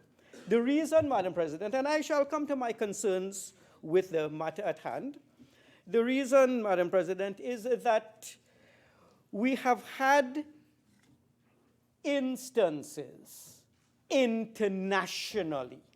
You see, we need to ensure that the public has confidence in how the state conducts its business with respect to the procurement of large items. The one at hand is a vessel, a sea vessel, but when you look at internationally and see what is happening, simply Google the Kerala hydroelectric dam, and you will see a company that is one of the finest in the world in construction projects, but it seems to have as part of its DNA this need to bribe public officials to get contracts. I shall not mention the name of that company since I know some of the people who work there, and I know they're fantastic engineers, but that particular company has had problems, and they're looking, I think, to correct that. In Trinidad and Tobago, to ensure that there is confidence amongst the general public that all is above board. We have seen some issues arising with respect to police vehicles and unmarked police vehicles that appeared in the public domain not so long ago. And not so long ago, too, Madam President, with respect to military assets, it was revealed to me and colleague senators that there was an issue of a military helicopter by one government that was not taken up by the Trinidad government. It was built, not taken up. When I checked our PSIP, I did not see anything with respect to that military helicopter. And so I know that there can be some procurement in a gray area with respect to the military. We need transparency. And in that context, I think Senator Mark has brought to the front the issue that there are some questions because the history we have had with respect to these seagoing vessels has not been a particularly illustrious one. The MV Tobago in 1976, a boat that was always experiencing some technical difficulties. It was alleged then, that was such a long time ago, that it was purchased for election purposes to ensure that the people of Tobago were happy. And on that point, Madam President, the sea bridge is critical. We do need to ensure that the errors of the past are not repeated. The relationship between Trinidad and Tobago is one that is sacrosanct and sacred, and we want to ensure that this critical facility is always beyond reproach. And hence, I focus on public confidence in the procurement matter. We have had the issue of the MV Sioux, which never sailed. It cost some $25 million. It was, I understand, sold for scrap. We have had the issue of the L1011s, in which there were commissions of $1 million each. So our history, Madam President, is one where, in the absence of a procurement regulator, we have seen matters arising which can raise the eyebrows of the public, and it can cause confidence to somehow be stymied. With respect to the current situation, what the information in the public domain suggests is that there was a vessel, Senator Mark alluded to the Doña Mercedes, built for a Venezuelan company, the Gran Casi Company. This is all in the public domain. For one reason or the other, given, I'd imagine, the conditions in Venezuela, this company was not able to meet the final purchase price or the terms of its contract, and therefore the vessel was available for sale. The questions that I would like to pose to the government is this. This was a vessel that was purchased on an as-is, where-is condition. It was a vessel that was designed for another seller and its particular needs, and it was then available because the seller could not meet its contractual obligations. When one is purchasing such a vessel on an as-is, where-is basis, instinctively, one knows that you should obtain such an item, since it was not designed for you, and the seller would like to obtain some compensation for his expenditure, you should obtain this at some kind of a discount. And so the question I would like to ask is, were two valuation reports adequate? Particularly if one valuation gave a figure of 35 million and another gave a figure of some 17 million, the spread was so large, I would have thought that we would look and see why, in fact, one was so much higher than the other, and maybe seek a third independent valuation report. I am looking at the process of valuation. You really would like the valuation to be independent, and if there is such a huge spread, my concern is, I would have thought that the officials immediately would have said, this seems to be too wide. Let us see if we can find a third valuator somewhere not connected to the process to determine. And of course, valuators do charge a fee. All of us who've purchased properties know that we have to pay a valuation fee. We need to pay the valuation fee, but really to get to the best of our ability, what is the true worth of this vessel that is being sold to us on a as-is, where-is basis. Now, when we are buying a vessel that is not specifically designed for our particular needs, but designed for the needs of a Venezuelan company. My own research indicated that this company intended for the vessel to be used as charter, a luxury or passenger from Margarita to some other point. So it was meant for a particular type of journey, may not be relevant, crafted for the Trinidad and Tobago run, but usable, and therefore works had to be done. The issue for me is, we're buying it as is, where is. These works, which needed to be done, Madam President, are now being done outside the shipyard. Why, when we purchased the vessel, did we not ask for all of these works to be completed, these remedial works, these works which are meant to make the vessel relevant for our needs? Why were these works not done in the shipyard, where it seems that most of the works were done? Or is it the practice, it's not clear to me, that they build vessels and then send them off to a place like Cuba for finishing? I don't know. I would imagine, given my own investigation of the shipbuilding industry, that the shipyard would, as far as is practical, do the work on its own shipyard so that it will be able to deliver a finished vessel to the ultimate buyer at the time when it was so contracted. So I don't know why the works were not done there so that the delivery time, Madam President, could have been shortened. The reason is, I understand the needs for the vessel. I understand the need to expedite the process. But if we contracted in January, and 6 months later it is not here, something was amiss with respect to getting these remedial works done. And I'm sure the government would have a good reason for why these additional works were not done at the shipyard itself. Because the understanding is that the vessel, not particularly designed for the Galleons Passage, although it is so named, needed canopies and covering. It was designed somewhere else. I would have thought, if I am in the government, that, look, people, I'm buying this vessel, not particularly designed for my purpose. Make sure it is fitted for the uses to which I would like to have it, and then you can have it, the thing sail for us. But, Madam President, there's a concern that is arising that I did not hear raised by Senator Mark, and that is, we are purchasing a vessel outright for some $17 million. When we do that, there is an old saying that the candle can frequently exceed the cost of the funeral. What is the service contract like? Is this vessel expected to last 20 years or 25? If it is, since it is an asset of durability, then it means that two things need to arise. In the public interest, I would like to know what is the value of the service contract on an annual basis, because clearly the builder of this is common standard practice in aircrafts, in heavy machinery.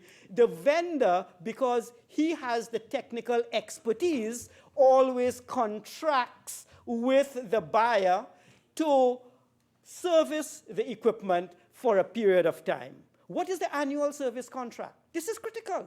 Is it 3 million, 5 million, 10 million?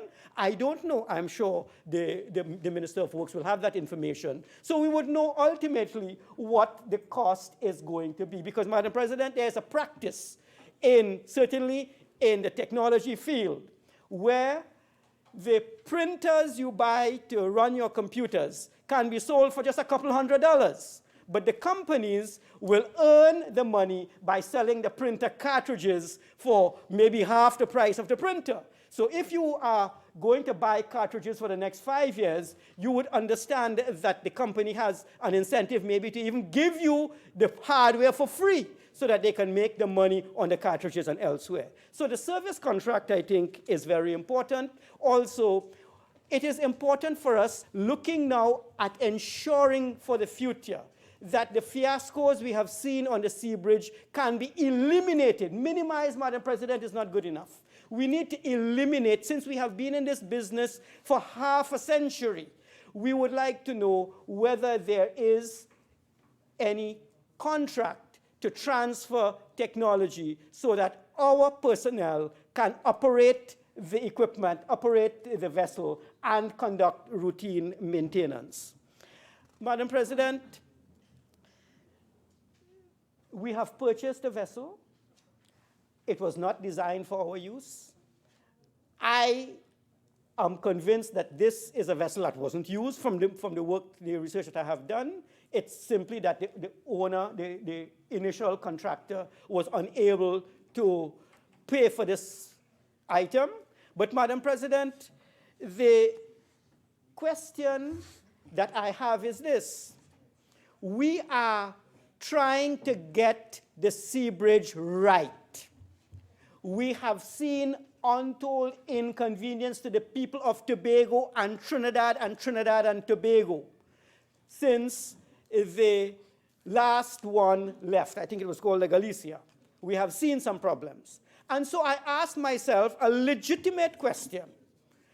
Why did we not look at companies such as the one that built this vessel to design a vessel specifically for us to service the Trinidad and Tobago run and also the Toco to Scarborough run? So this vessel would be designed for this purpose, and it would be outfitted, it would be new, and it would cater to our needs. I would have liked to know a few things with this arrangement.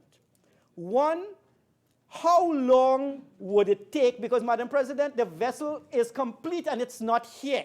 6 months ago, we were told it would be here. Senator Mahabir, I'm a little reluctant to intervene, but I want you, the motion that is before us relates to certain documentation in the whole process. And you're straying a little bit. I understand what you want to put forward, but I'm just cautioning you as you proceed. Yes, thank you very much, Madam President. This last point will then be tied in with the position on the be it resolved. On this last point, Madam President, it is important, it's in the public interest. I raise it because it is in the public interest. Why did the government not choose to go the route of the new vessel? And is it length of time? Because my research is that it would take a year and a half lead time. And I understand it takes time. The Honorable Minister of Finance indicated that you just don't go and buy something like that. You take the time. Is it that we thought that it was going to be too long and we had one that was ready? So, Madam President, given the fact that we thought we were getting a vessel that was going to be immediately available and it is no longer here, I want to refer to the proposal of Senator Mark that be it resolved that the Senate call on the Finance Minister to table within 14 days copies of the valuation reports, the Memorandum of Agreement between NIDCO and the vendor of the vessel, and the Dun & Bradstreet report on the Galleons Passage. I am of the view that all of these documents, in particular the Dun & Bradstreet report, I'm particularly interested in looking at this particular report. And I don't know whether it should be tabled in the Senate, if this is the appropriate place we are going to on the break, or whether, Madam President, it should be in the public domain. Because given the need for public confidence in procurement, that the procurement regulator is not yet in operation, and that there are question marks, let us look at this issue of what is fake and what is fact, and let us try to restore public confidence. I think it's important for the public to know what information was in the possession of the government and whether the delay that we are seeing was expected or unexpected. And I think laying these reports in the public domain is in the public interest. I won't necessarily support Senator Mark that it be laid in the Senate within 14 days, but I would recommend that all of these reports be laid for public scrutiny so that in the absence of the procurement regulator, people can see what was available for the government, be satisfied that there was no malfeasance or wrongdoing, and at the same time, I think it would be incumbent to avoid this situation for there to be a commitment, once again, Madam President, for there to be the repeal of the Central Tenders Board Act and to ensure that we finally get the Office of the Procurement Regulator right. I thank you. Senator Hussain. Thank you. Thank you very much, Madam President, for allowing me to join this debate on the motion brought by Senator Wade Mark. And Madam President, I would just like to congratulate Senator Wade Mark for the courage in bringing this motion to the Senate and for the manner in which he has moved this motion. And all we heard from the other side was just fake news. I probably sat here and I heard the words fake news about 100 times, Madam President. And they are on the defensive, Madam President. The government is on the defensive. They are desperate, so they are grasping at straws. And Madam President, the Minister of Finance started this debate about TGU, talking about fake news with TGU. And he had an opportunity to do so. But Madam President, he would not tell the Senate that when the PNM had a public meeting in Barataria and the Minister of Finance mounted that platform and told the nation that pensioners will be exempted from property tax. That is fake news, Madam President. That is fake news. That is a lie. Because we sat here clause by clause and we saw that there's no exemption for any pensioners with respect to property tax. But let me go to the motion, Madam President. The only emails, because the Minister of Finance spoke about the emails by one Roger Fields. I don't know who is Roger Fields, but the only fake emails that ever came to this Parliament was in the last administration. When this government was in opposition, they brought fake emails to this House to discredit the Prime Minister and senior members of government. None of those allegations in those emails are true, Madam President. Not a single one. Not a single one. But I will tell Madam President, I will address you, because Senator Dookie seems to be very excited for me to get to the motion. And I don't know if he should be excited. Because, Madam President, we should understand how we reached to this position.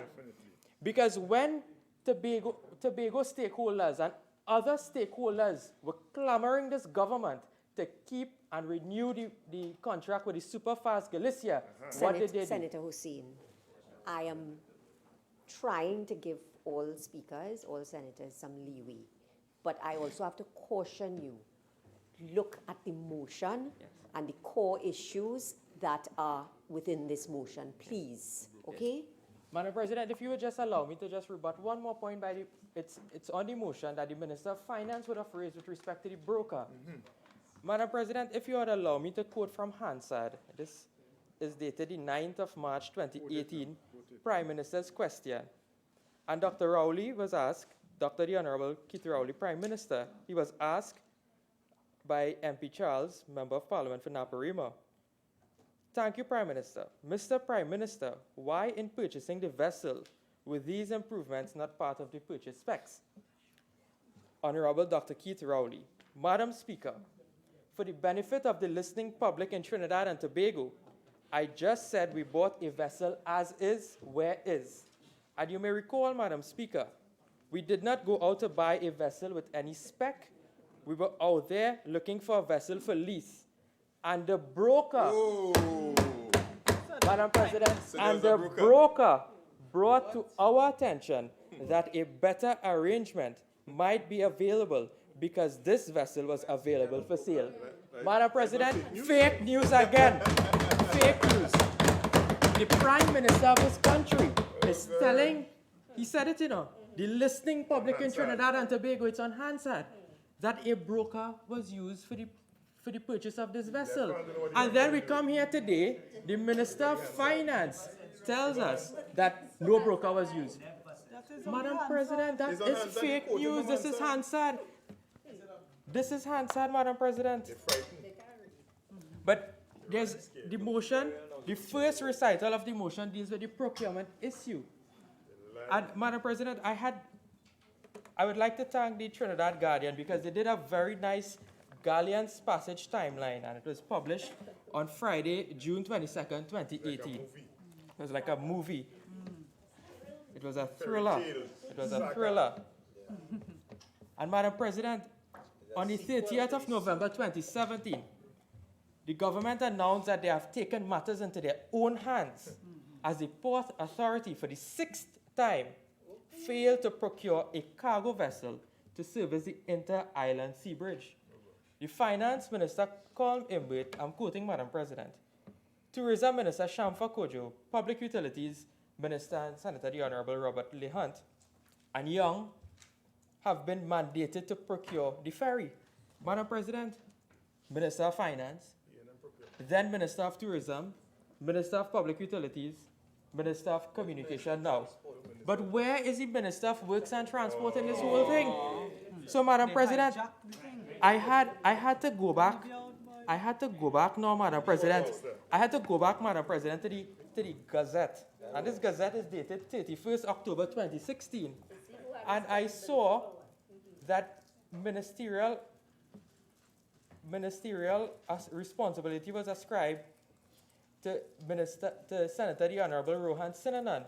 And those include bridges, civil aviation, coastal, go on, maritime services, Madam President, ports, including airports. And you are telling me, Madam President, that the Minister of Works and Transport was not included in this interministerial committee in order to procure a vessel for the sea bridge between Trinidad and Tobago, Madam President?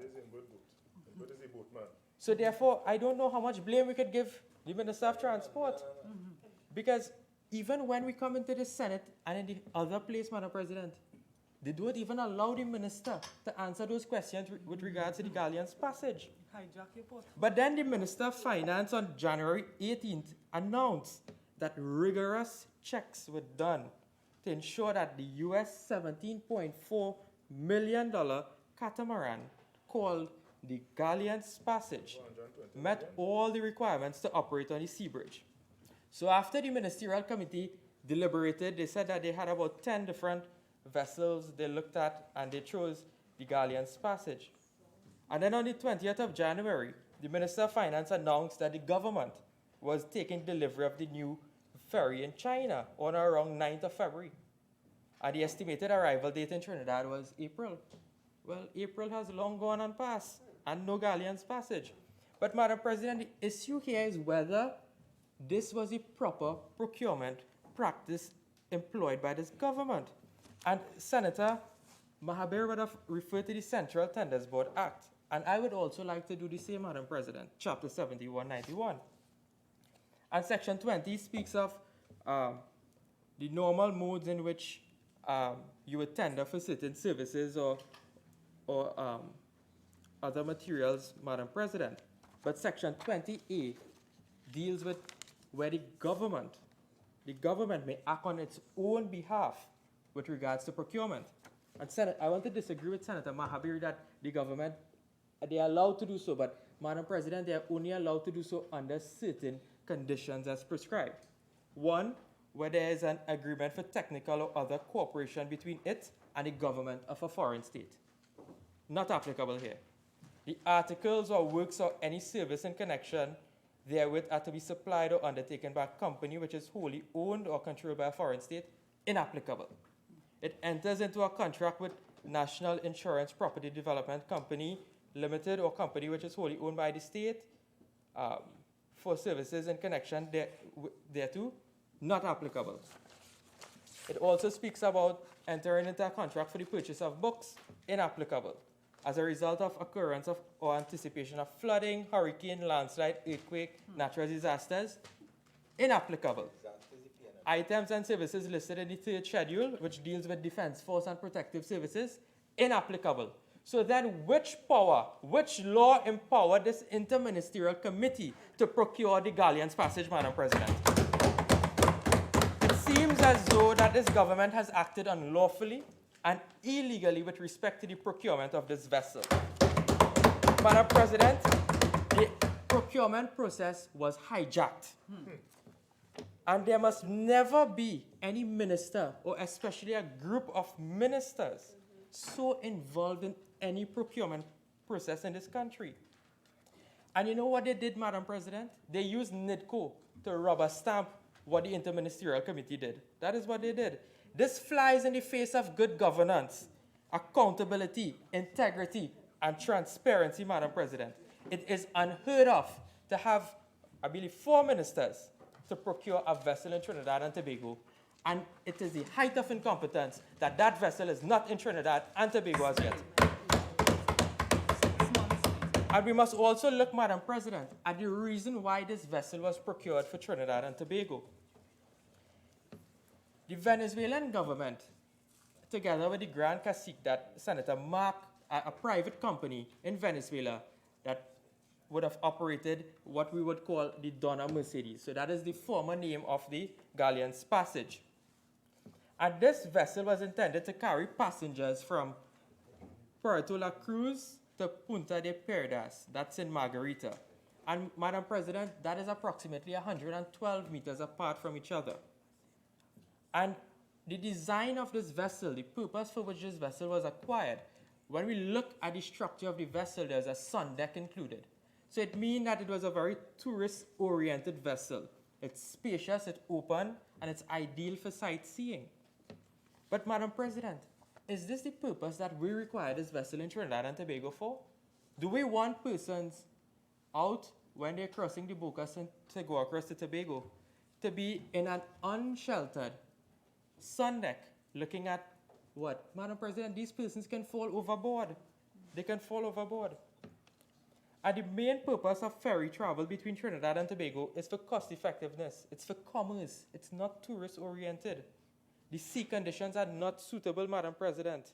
It carries cargo, notwithstanding that we would have our own cargo vessels. So when I looked at the company that designed the Donna Mercedes, it's Sea Transport Solutions. And on their website, Madam President, there's a process that has to be followed. And one of the first things that they do is a marine feasibility and survey study.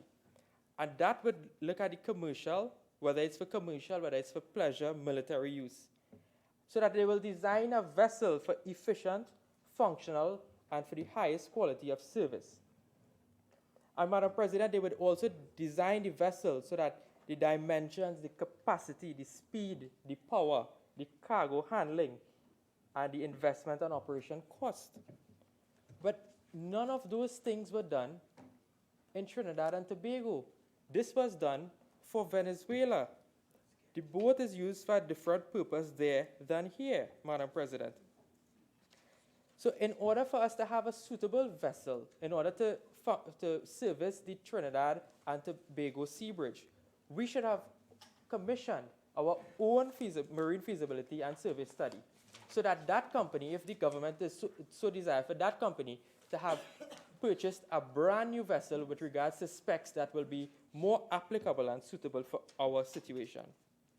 But it also had me looking at a report, Madam President, and it's a report of the chairman of the task force appointed to consider the matter of establishing a regional fast ferry service in the Southern Caribbean.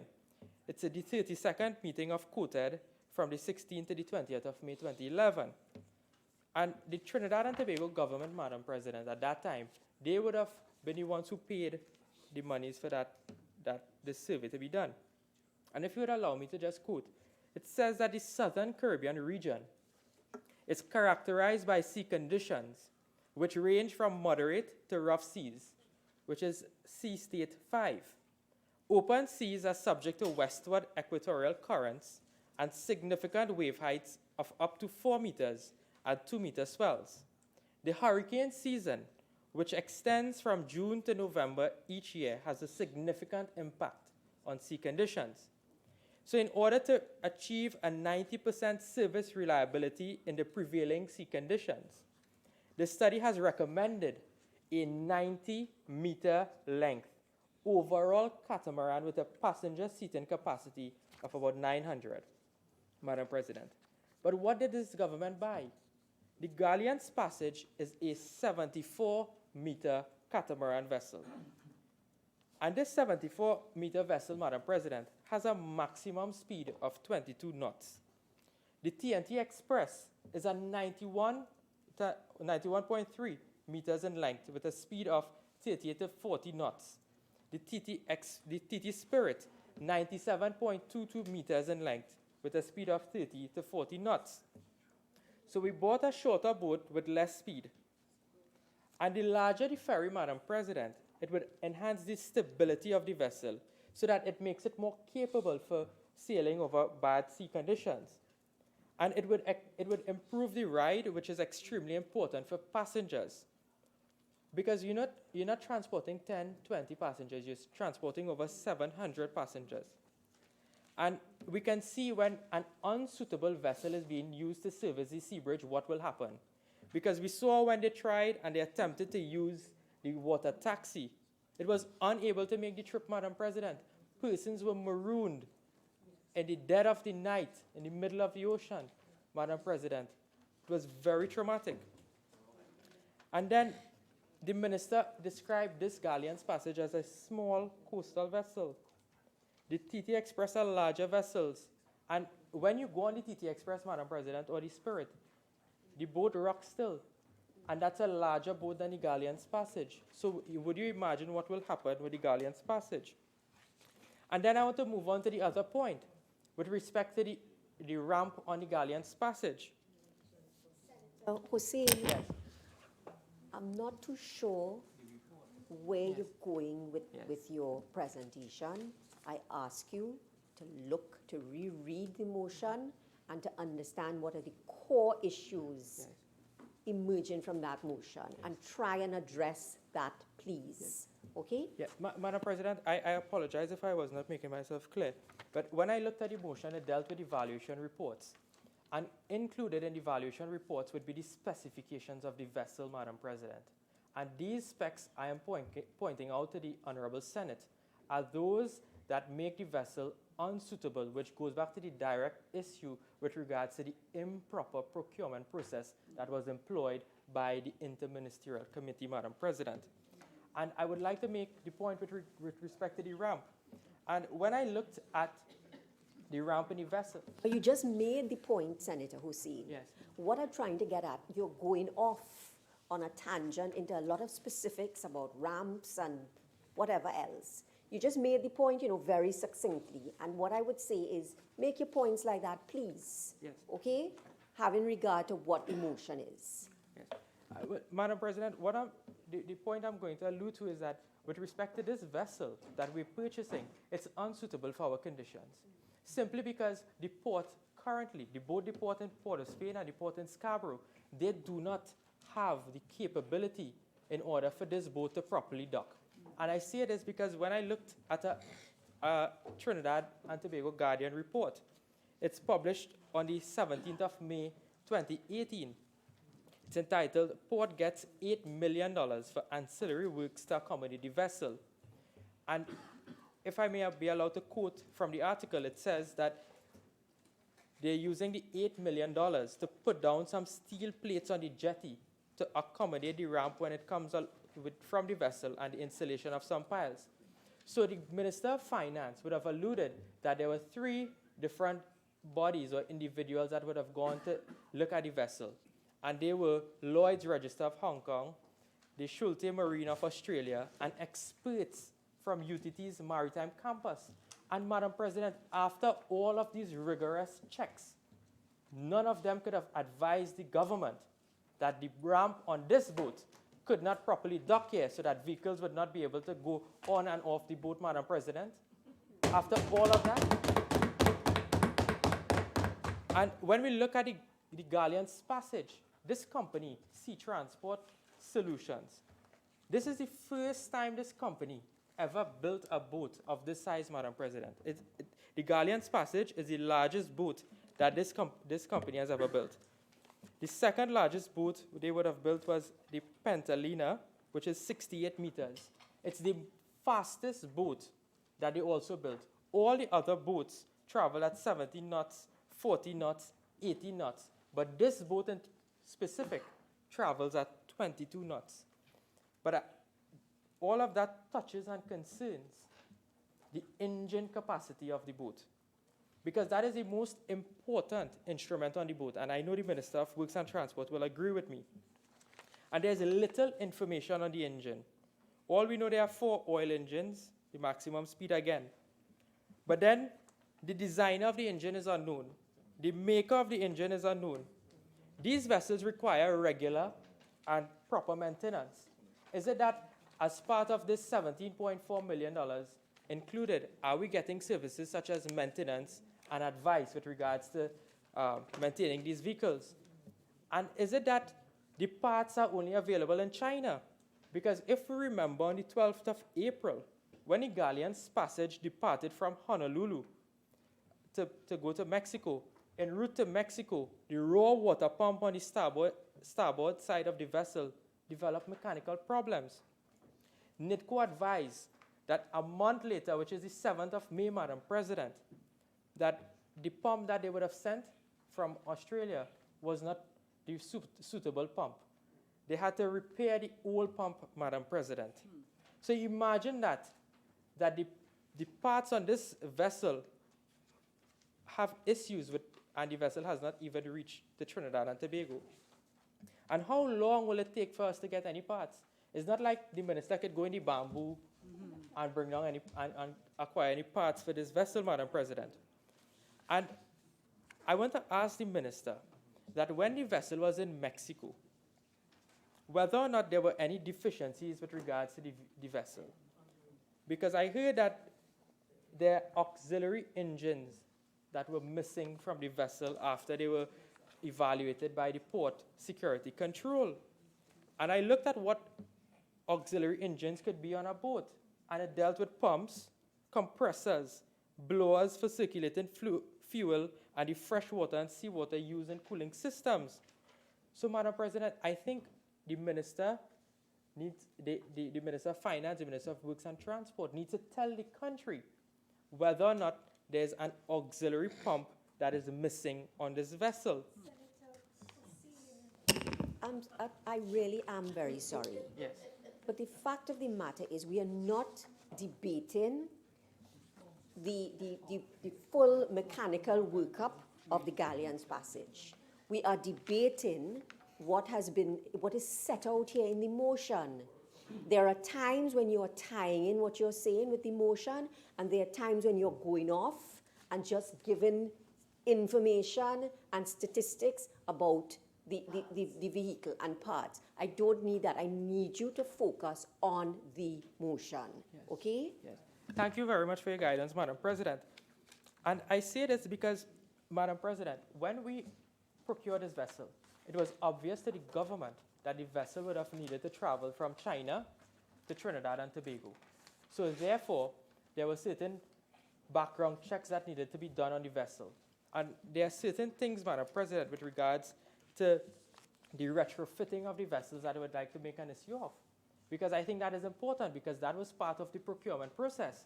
Because the vendor agreed that they would have conducted certain retrofitting of the vessel, and that the purchaser, who is the government of Trinidad and Tobago, NITCO, would also agree to certain retrofitting of the vessel. So, Madam President, I looked at the Hansard, the Senate Hansard of the 13th of March 2018, and the Minister of Finance would have indicated that there are some additional costs, and these costs are as follows, which deals with the sealing of the space between the ramp door and the hull of the vessel. Now, you're sealing the ramp door and the hull of the vessel. So does this mean that there's some leak in order for water? Senator Hussain, no. I really have to intervene here a little more firmly now. Okay? You are quoting from the Hansard. Those matters are already on the public record. Yeah. So there's no need to read at length the Hansard. If you want to make a point, tie it into the motion, please. All right? But whether there are leaks, all of that, I need you to tie in your presentation to the motion, please, and read the motion carefully, okay? Madam President, thank you very much. And Madam President, let me just read the motion in terms of... Don't read it to me. Yes. Don't read it to me. Okay. Have a seat. Yes, sorry. Don't read it to me. Just as you continue, just keep the motion in mind, please, okay? Yes. And Madam President, when we look at... I'll read it for my purpose, right? And Madam President, when we look at in the interest of transparency and accountability of the procurement of the vessel, and then we look at the persons that were involved in the valuation of these vessels, such as Dun and Bradstreet, Madam President, it was obvious that all of these things should have been pointed out to the government before you procure this vessel. And Madam President, I'm looking at the specifics in which the government should have been made aware, because these things affect our international obligations. And if you would allow me, Madam President, there's the Lloyd's Register Classification Society, and this is the classification society that will sanction the works that are being done on the vessels. And the government would have known that they would have had to been subject to all of these testings. And under the Lloyd's, Madam President, under the International Convention for the Safety of Life at Sea, it deals with the safety of these vessels. And in particular, it says that passenger ships in design, materials, and construction shall have watertight doors. And we are seeing on this vessel that these qualities are not in the vessel, which would affect whether or not the vessel is grounded in certain countries or not. So I ask if those classifications affected the vessel from being delayed in Mexico on its route to Cuba. And Madam President, I know you're signaling to me, right? Mm-hmm. But I would. Are you speaking on this motion? Thank you. And Madam President, there are so much issues to be. I could point out 100 flaws in this vessel. And Madam President, I did this, and I am an opposition senator with no resources. Point of order. Oh, come on. Point of order, 46-1. Senator Hussain, I must please ask you, if I just ask you, please, the motion is not about the logistics and the mechanical issues. It's not primarily on that of the vessel.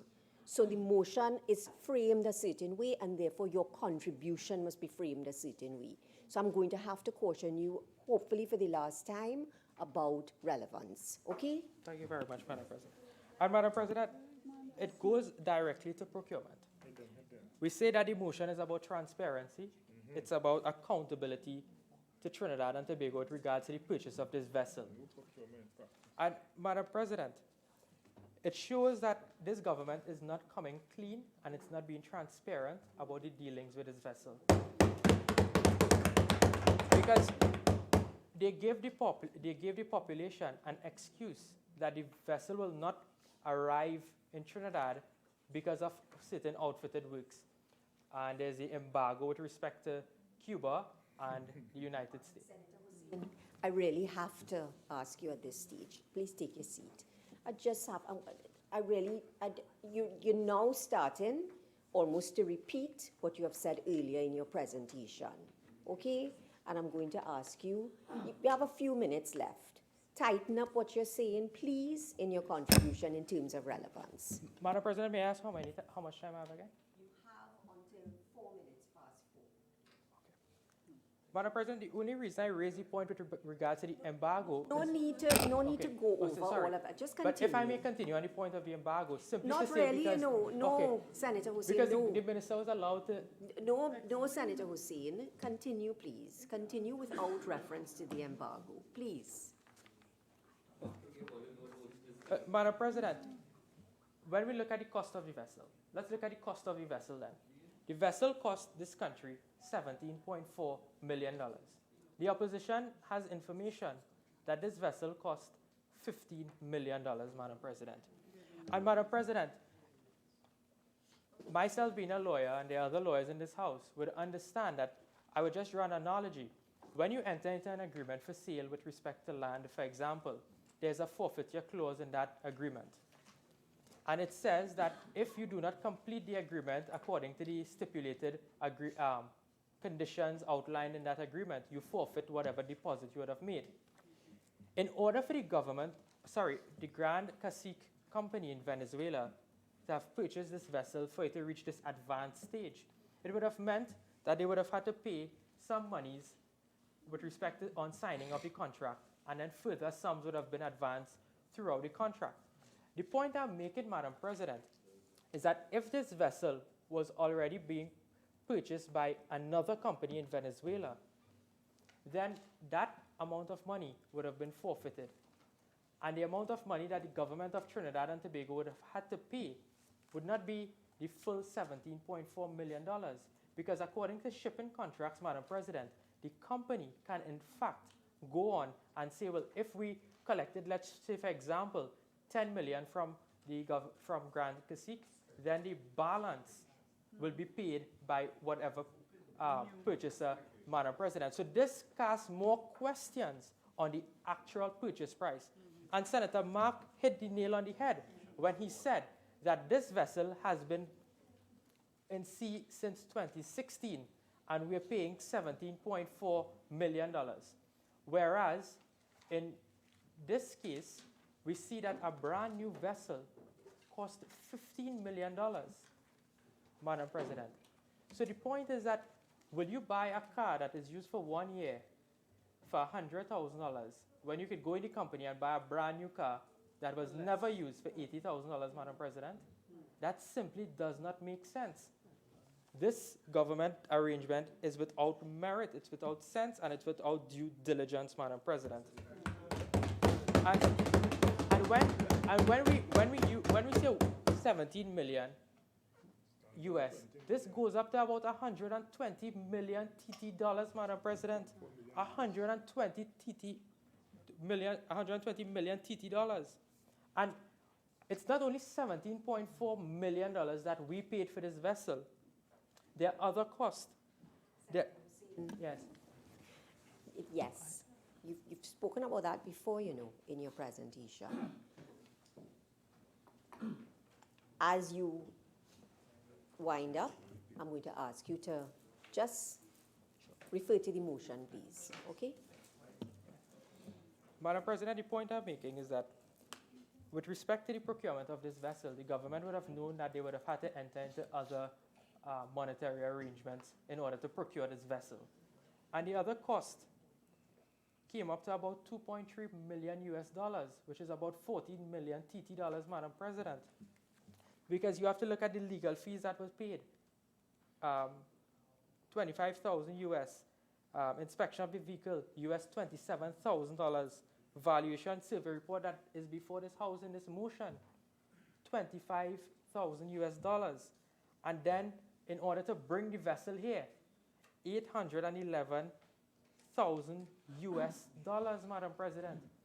All of these things were not made transparent to the public until the opposition had to file questions both in this House and in the other place in order to seek answers from this government. Because had it not been, Madam President, for the vigilance of the opposition, we would have never known all the other costs that are attached to this Galleons Passage. And we see, Madam President, that the government needs to come clean with respect to this. And if you have the papers before you, the minister waived all the valuation reports. If you have it in your possession, there's a table there. Lay it, Madam President. The minister should lay the report. What is the fear? What is the fear of this government in making these reports so secretive? Because it seems as though if you have nothing to hide, well then support the motion brought by Senator Mark. Because if you campaigned in order to get into office because of accountability and transparency in governance, then, Madam President, you would have no problems in showing us the Dun and Bradstreet report, the Memorandum of Agreement between the government of Trinidad and also Sea Transport Services. Because, Madam President, the government cannot continue to evade the provisions of the Central Tenders Board Act, because that is the central governing legislation that deals with procurement in Trinidad and Tobago. And I call upon the government that the procurement regulator has been appointed and the board has been appointed. So what they shall do now is proclaim the rest of the provisions of the Procurement Act in order to see some sort of transparency and accountability. Hussein, 5 more minutes. Thank you very much, Madam President. And Madam President, this motion, this fiasco of the Sea Bridge, this Galleons Passage, Madam President, the unknown Galleons Passage that nobody have seen as yet, nobody, besides on the Twitter account of the Minister of Finance, this sea bridge between Trinidad and Tobago will be the defining moment of this PNM government, Madam President. The history will show the incompetence and the arrogance of this government not to listen and heed advice from stakeholders, Madam President. And it will be, it shows their total disregard for the welfare of the people of Trinidad and Tobago, Madam President. And I call on this government, and I call on the Minister of Finance for this fiasco to resign immediately from this government. I thank you, Madam President. And sport.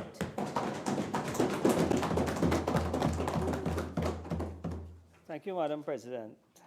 Madam President, as the Minister of Works with the responsibility for transport in Trinidad and Tobago, it is my duty to remind the people of Trinidad and Tobago of the recent history facing on the issues of the Untitled Sea Bridge, which resulted in the government led by the Honorable Prime Minister appointing an interim ministerial team with a mandate to go out and locate a suitable passenger vessel to service the Untitled Sea Bridge and to bring an end to this national crisis that threatened to undermine the stability of the Twin Island Republic and to do untold damage to the economy of the people of Tobago, whose livelihood is linked to the smooth operations of the sea bridge. Madam President, in dealing with the motion, because I don't want to be accused, like some of the other speakers on the other side, of being irrelevant, I just want to deal with the motion directly, because after the Minister of Finance would have spoken, I think yet again the opposition might have had second thoughts of bringing a motion like this. Madam President, the motion speaks about where the government has acquired the Galleon Passage and the ferries through the procurement not included in the Central Tenders Board. And I just wish to read, Madam President, I don't know how the Honorable Senator read the different stages of procurement and said not relevant. Madam President, it is my duty to remind the Senate that in accordance with Section 20A1 of the Central Tenders Board Act, Chapter 71.91, the government has a further option of procuring goods and service inter alia through NIPDEC or a wholly owned state company. Madam President, there's nothing wrong with using NIDCO for procurement. So to suggest that because NIDCO was used, that the process was wrong and flawed, clearly the experience of the honorable senators in turn, interministerial, the procurement was done by NIDCO in accordance with the Central Tenders Board Act, Chapter 71. Okay? Madam President, the motion also speaks about the Minister of Finance having advised that the government was guided to pay for the vessel with valuation reports of two independent firms. Madam Speaker, no way in the Hansard did the minister say that. I have checked the Hansard, and I have the Hansard here on 2 occasions. What is said?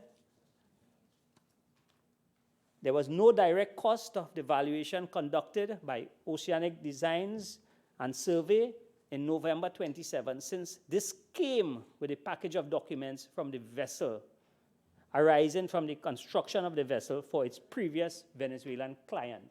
The minister was quite clear to say that the vessel one valuation came with the vessel, and in proper procurement practices, like any of us will do, the government went for their own valuation.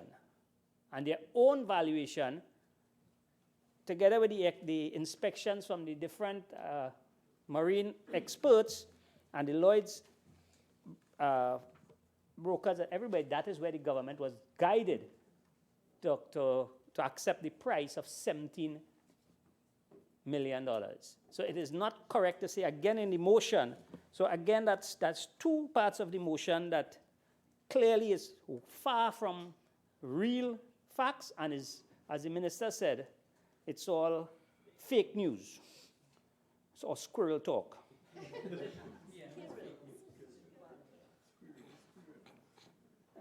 Again, Madam President, in the motion, the motion again speaks about where the interest of transparency and accountability in the procurement of inter-island the vessels. I just want to put on the Hansard that NITCO have been involved in the acquisition of ferry vessels in the past. And just to confirm what I'm saying, in 2013, the then government cabinet took a decision to have NITCO be involved in the sale of 4 vessels. The water taxis and the 4 vessels were vessels being used by NITCO and the port.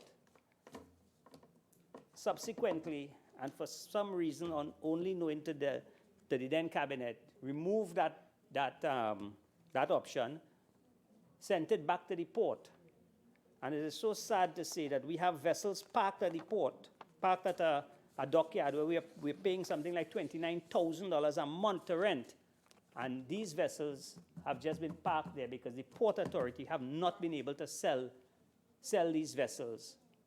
And I wonder if that is not a part of the whole 2013 fiasco that took place on the port. But again, that is not a point that I want to go into on this motion. Yeah. Senator Amin has invoked a standing order. I would ask you to give me reference, just move on. The point I'm trying to make is that the whole fiasco about NITCO being involved, this is not the first time NITCO have been involved in vessels. All right, Madam Speaker, I just want to put on the record, based on some of the Senator Hussain, what he would have said. Minister, just 1 minute, please. I'm noticing the behavior starting to degenerate a little bit. I would ask members, the minister is speaking, and I would ask members to observe the standing orders. Continue, Minister. Thank you. Madam President, it is important that I put on the record basically how we got here and why we had to go out for the acquisition of the Galleon Passage. Because there's... No, I was hoping that... Sorry, Madam President, I want to speak to you, not to them. I'm sorry you didn't allow them to go in the Galleon. Madam President... Senator Obika, please allow me to preside. Okay? So, Minister, direct your presentation to me, please. Sure, okay? Madam President. Senator Obika, please allow the minister to speak while you remain silent. Thank you very much, Senator Obika.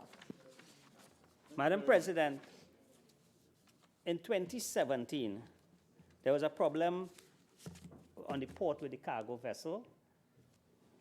NITCO would, the Port Authority would have gone out in search of the procurement for a cargo vessel. Unfortunately, at that time, they were unsuccessful. My information is the port tried 7 times to get a vessel, between the cargo vessel and the passenger vessel. They were unsuccessful.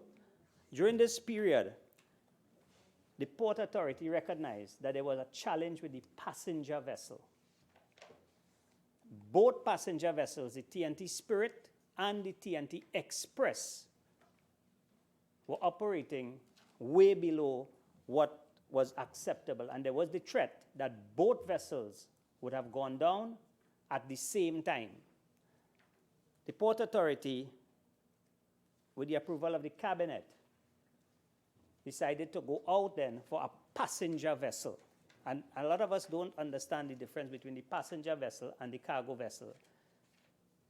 When the port went out for the passenger vessel, again, the procurement was stymied for some reason or the other.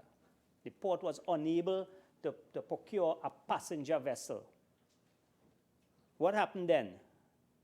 The government, looking at this challenge where we could end up on the sea bridge without a passenger vessel, decided, after several failed attempts, including the procurement of the Ocean Flower 2. And that had to be cancelled. The cabinet then, recognizing that the port was unable to procure a passenger vessel, immediately took a decision to have the ministerial committee go out and assist with this. That is how the ministerial committee came into being. It is because of the failure of the port on almost 7 occasions to procure a vessel. So the notion about the government acting outside and no transparency and so, this was as a result of an emergency facing this country. Fortunately, the port was able to keep 1 vessel operational while 1 went on dry docking. When the decision to go out for a passenger vessel was taken, it was on the pretense that we may run into a point where no vessels would have been able to operate. The port was successful now in getting back the TNT Spirit, which is operational on the sea bridge. And if I am to say, Madam President, the capacity on the sea bridge as we speak with the TNT Spirit is just about, at maximum, 73%. It ranges from 45% to about 73% capacity. So the notion of the vessel is out there and is not coming and we are suffering, that is just a figment of the imagination. Once the vessel comes in, what it will allow the port to do is to have a better maintenance cycle of the vessel. So, yes, the vessel is taking longer than expected. We agree with that. We would love to have the vessel here in a much sooner time.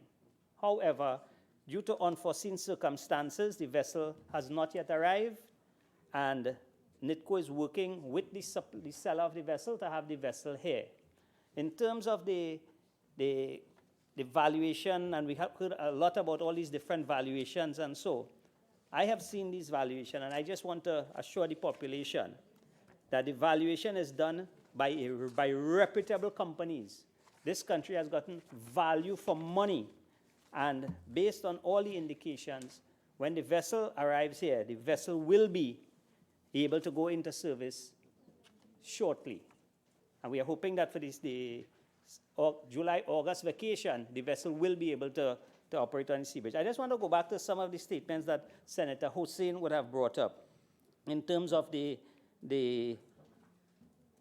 vessel being designed, the engines and the parts. The engines on the vessel, and I shouldn't go there. I just want to correct something that Senator Hussain said about the port having to spend money to retrofit for the vessel. That is not a true statement.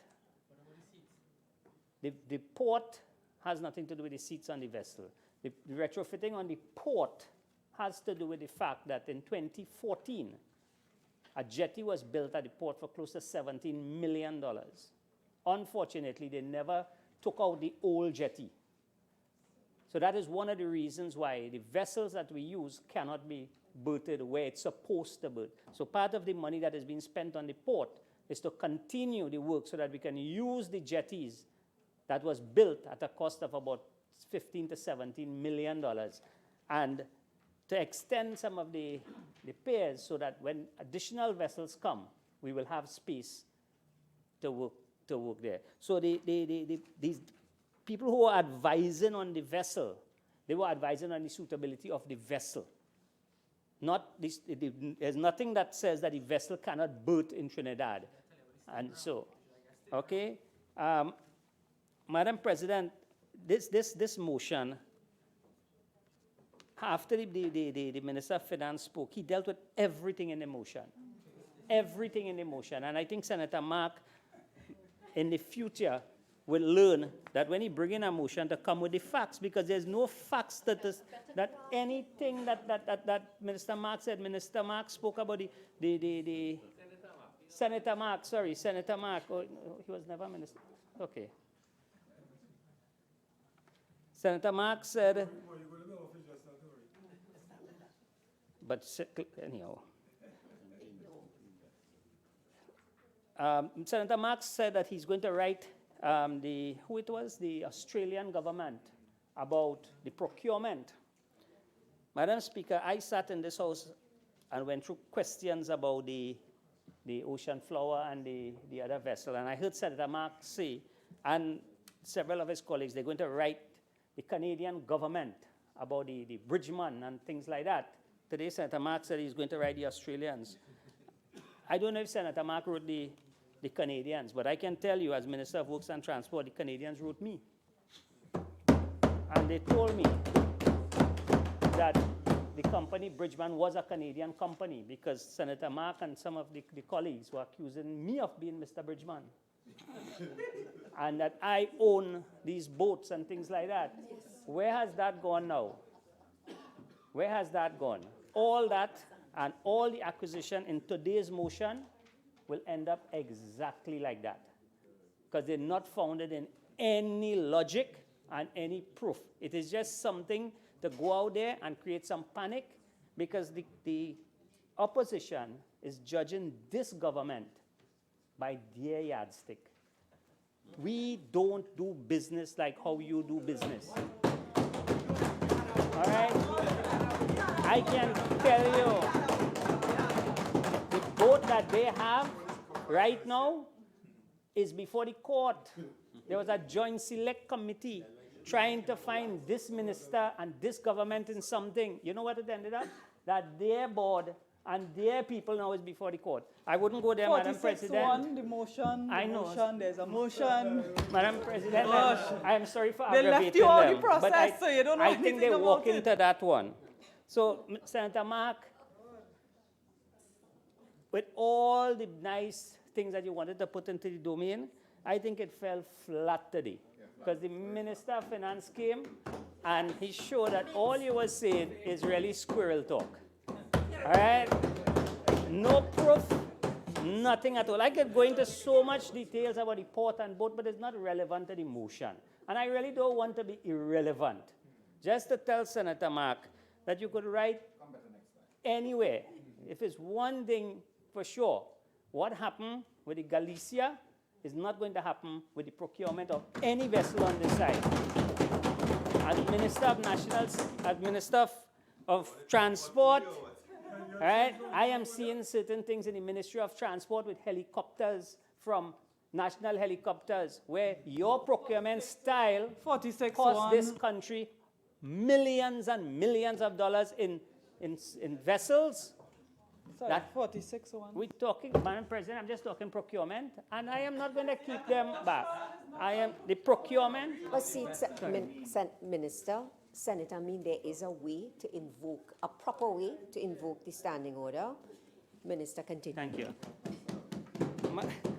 You see, Madam President, there are certain things that if I was a member of that opposition, I wouldn't bring to this parliament. And this procurement, procurement is something I will never speak about if I was in the opposition, because that is somewhere they're going to get licks coming and going.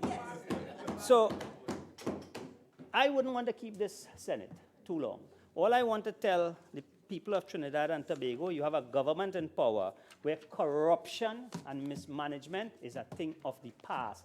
That corruption and management is a UNC word, and under this Prime Minister, Dr. Keith Christopher Rowley, there will be and have been no corruption in this country. Madam Speaker, I wouldn't waste your time or the Senate time to debate a motion that I totally debunk. I thank you. Senator Ramdi.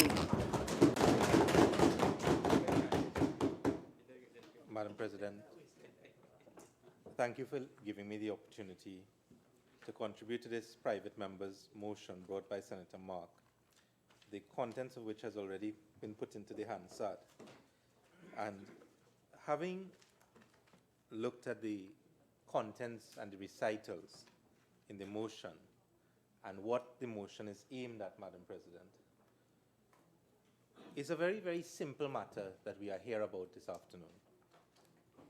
Is that this government, before coming into government, promised this country that they will be transparent and accountable, that they would bring a new, like the Minister of Works and Transport has just said, that under their regime, they promised the people of Trinidad and Tobago transparency and accountability. And if that was the mantra of the government that is in power, one would see that they would have no great difficulty in agreeing to what the motion seeks to do, which is that the Senate call on the Minister of Finance to table within 14 days copies of the valuation reports, the Memorandum of Agreement between NIDCO and the vendor of the vessel, and the Dun and Bradstreet report on the Galleons Passage. And, Madam President, there is a great public interest in this matter because this purchase of the Galleons Passage arose out of, I don't think anybody here can deny the hardship that this country faced, and more particularly the people of Tobago faced when the passenger ferry broke down, and the extent of the hardship that not only the ordinary citizens who travel between Trinidad and Tobago, but the business community in Trinidad, and this government continues to deny the extent of the suffering and the hardship that Tobago, who they represent, who voted them into power, has suffered by the fact that, admittedly by the Minister of Works and Transport, under this particular regime, the Galleons Passage was the last attempt that this government has made to procure a vessel on behalf of the people of Trinidad and Tobago. And as we speak today, the promise to the people of Trinidad and the people of Tobago in particular, and the people of Trinidad and Tobago, remains a broken promise of this administration to fix the problem of the sea bridge. And, Madam President, the first recital of this motion targets, whereas the government has acquired the Galleons Passage, a new inter-island passenger ferry, in a procurement arrangement that did not include the Central Tenders Board. That is the first recital. So let me focus in on that, Madam President. Madam President, we have passed in this Parliament legislation to target, with the agreement of the government when in opposition, the agreement of the opposition when in government, the procurement process for public procurement in this country. We have passed the legislation. It was the subject of much debate. It's the subject of work on the part of the government, the opposition, the independent bench. And yet still, as we speak here today on this motion that targets the procurement of this particular vessel, it has not been in accordance with either what I would call the old law, it has not been in accordance with what we can call the new regime of procurement. And we have been hearing, I think a week ago, the Minister of Works and Transport has told us that the government intends to purchase 200 buses. That is going to be done. One wonders whether the procurement legislation is going to be in place. And what this government has demonstrated clearly to the people of Trinidad and Tobago is one thing. They are not prepared to act in accordance with the Central Tenders Board Act, as old and as archaic as it can be. And they are not prepared, Madam President, they are not prepared to put in place the provisions to activate and trigger the Office of Procurement Regulator so that any corrupt practices would be stamped out of the public procurement process.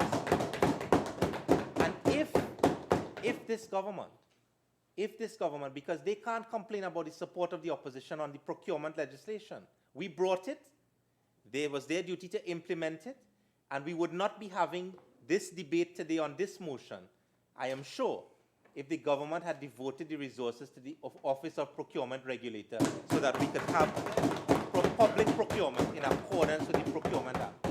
And, Madam President, in speaking on this particular matter today, because I'm going to go into the specifics of how this went wrong, I call upon the government to stop this idea, this charade that is going on in this country, where hundreds of millions of dollars of taxpayers' money is being spent on contract after contract. Today a question was asked of the Minister of Works and Transport about the interchange at Kirep.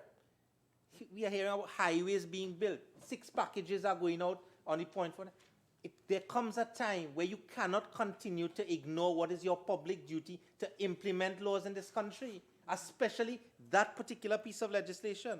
Because, Madam President, in this particular case, when the government became desperate about procuring a vessel that led to this Galleons Passage, what the government simply did was ignore all the procurement laws that we have, as old as an archaic they could be. And it has become a characteristic of this government to set up this thing called a cabinet committee. And I would like to challenge any member of the government to indicate to the people, not to me because I know what the law is, but to indicate to the people of Trinidad and Tobago, where does the cabinet and the government of this country, under the Constitution and under the Central Tenders Board Act as it stands as the present law of this country now, get the power to set up these ad hoc committees by people who are found handpicked here, there, and everywhere? And one of the things that I want to ask of this, on this motion is these persons who had set up this cabinet committee to procure this vessel called the Galleons Passage, perhaps the problem that we find ourselves in today, Madam President, where each and every citizen is asking the question, when is this Galleons Passage going to actually arrive in Trinidad or reach to Trinidad? When are the people of Trinidad and Tobago going to enjoy the 17.4 million US that they have spent to procure it? Perhaps we would not have been having this problem today if we had some qualified people who were involved in the procurement process to get this vessel in the first place. I know that I don't want to ascribe too much blame to the Minister of Works and Transport because he was shipped aside in this process. He was just shipped aside. I didn't understand why the Minister of Works and Transport, it was touched on by Senator Hussain, who has line ministerial constitutional responsibility for this particular matter, was just shipped aside. I don't understand how the Minister of Finance just railroaded the entire process, took control, sorry, Malik, I withdraw, took control of this entire process away from the line minister. And I mean, I know that because of perhaps cabinet responsibility, the minister, the Honorable Minister of Works and Transport can't really voice his displeasure about what has taken place in this matter. But I'm sure he cannot be satisfied with how this process was handled by those in charge in the government. So, Madam President, let me go to recital 1 and just drill down a little bit deeper, if you would allow me, Madam President, with respect to the way in which this should have been done instead of the way that it had been done. Madam President, the powers of supervision of the expenditure of public money is vested in accounting officers under the Exchequer and Audit Act. I have the Exchequer and Audit Act here, and that officer is answerable to the Public Accounts Committee. And Madam President, under the Constitution, general direction and control is assigned, as Senator Hussain has said, on the advice of the Prime Minister by the President. The President allocates responsibilities for ministries to conduct the business of government. And why that is done so is because not everybody in a cabinet could work vice-versa and decide one is building bridges today, another one is building roads the next day, another one is... It doesn't work like that. There is a degree of order that is put into our government by the fact that we are governed by laws. The executive authority of the state is exercised by ministers in a defined, publicized manner, Madam President. And that is why, when a government comes into power, you have ministerial responsibility assigned by the Prime Minister through a cabinet, and that is not only just done in the four corners of the cabinet, Madam President. It is gazetted so people can understand what their role and function is. so that ministers don't step outside of the powers that are given to them and the public understands what is happening. So this new regime of government that has been thrust upon us by the People's National Movement, where the Minister of Works and Transport today is responsible for the port, and then tomorrow it is the Minister of Finance, and then the next day it might be the Minister. We just don't know what is going on. Nobody understands who has ministerial responsibility for what. And that is not the way it was intended. And it goes back to a very fundamental question, Madam President, which is, Madam President, that people have roles and responsibilities. And therefore we must abide by that. You cannot run a government vai-ki-vai. Senators, at this juncture, we will suspend and we will return at 5 p.m. Senator Ramlin, you've used 12 minutes of your speaking time.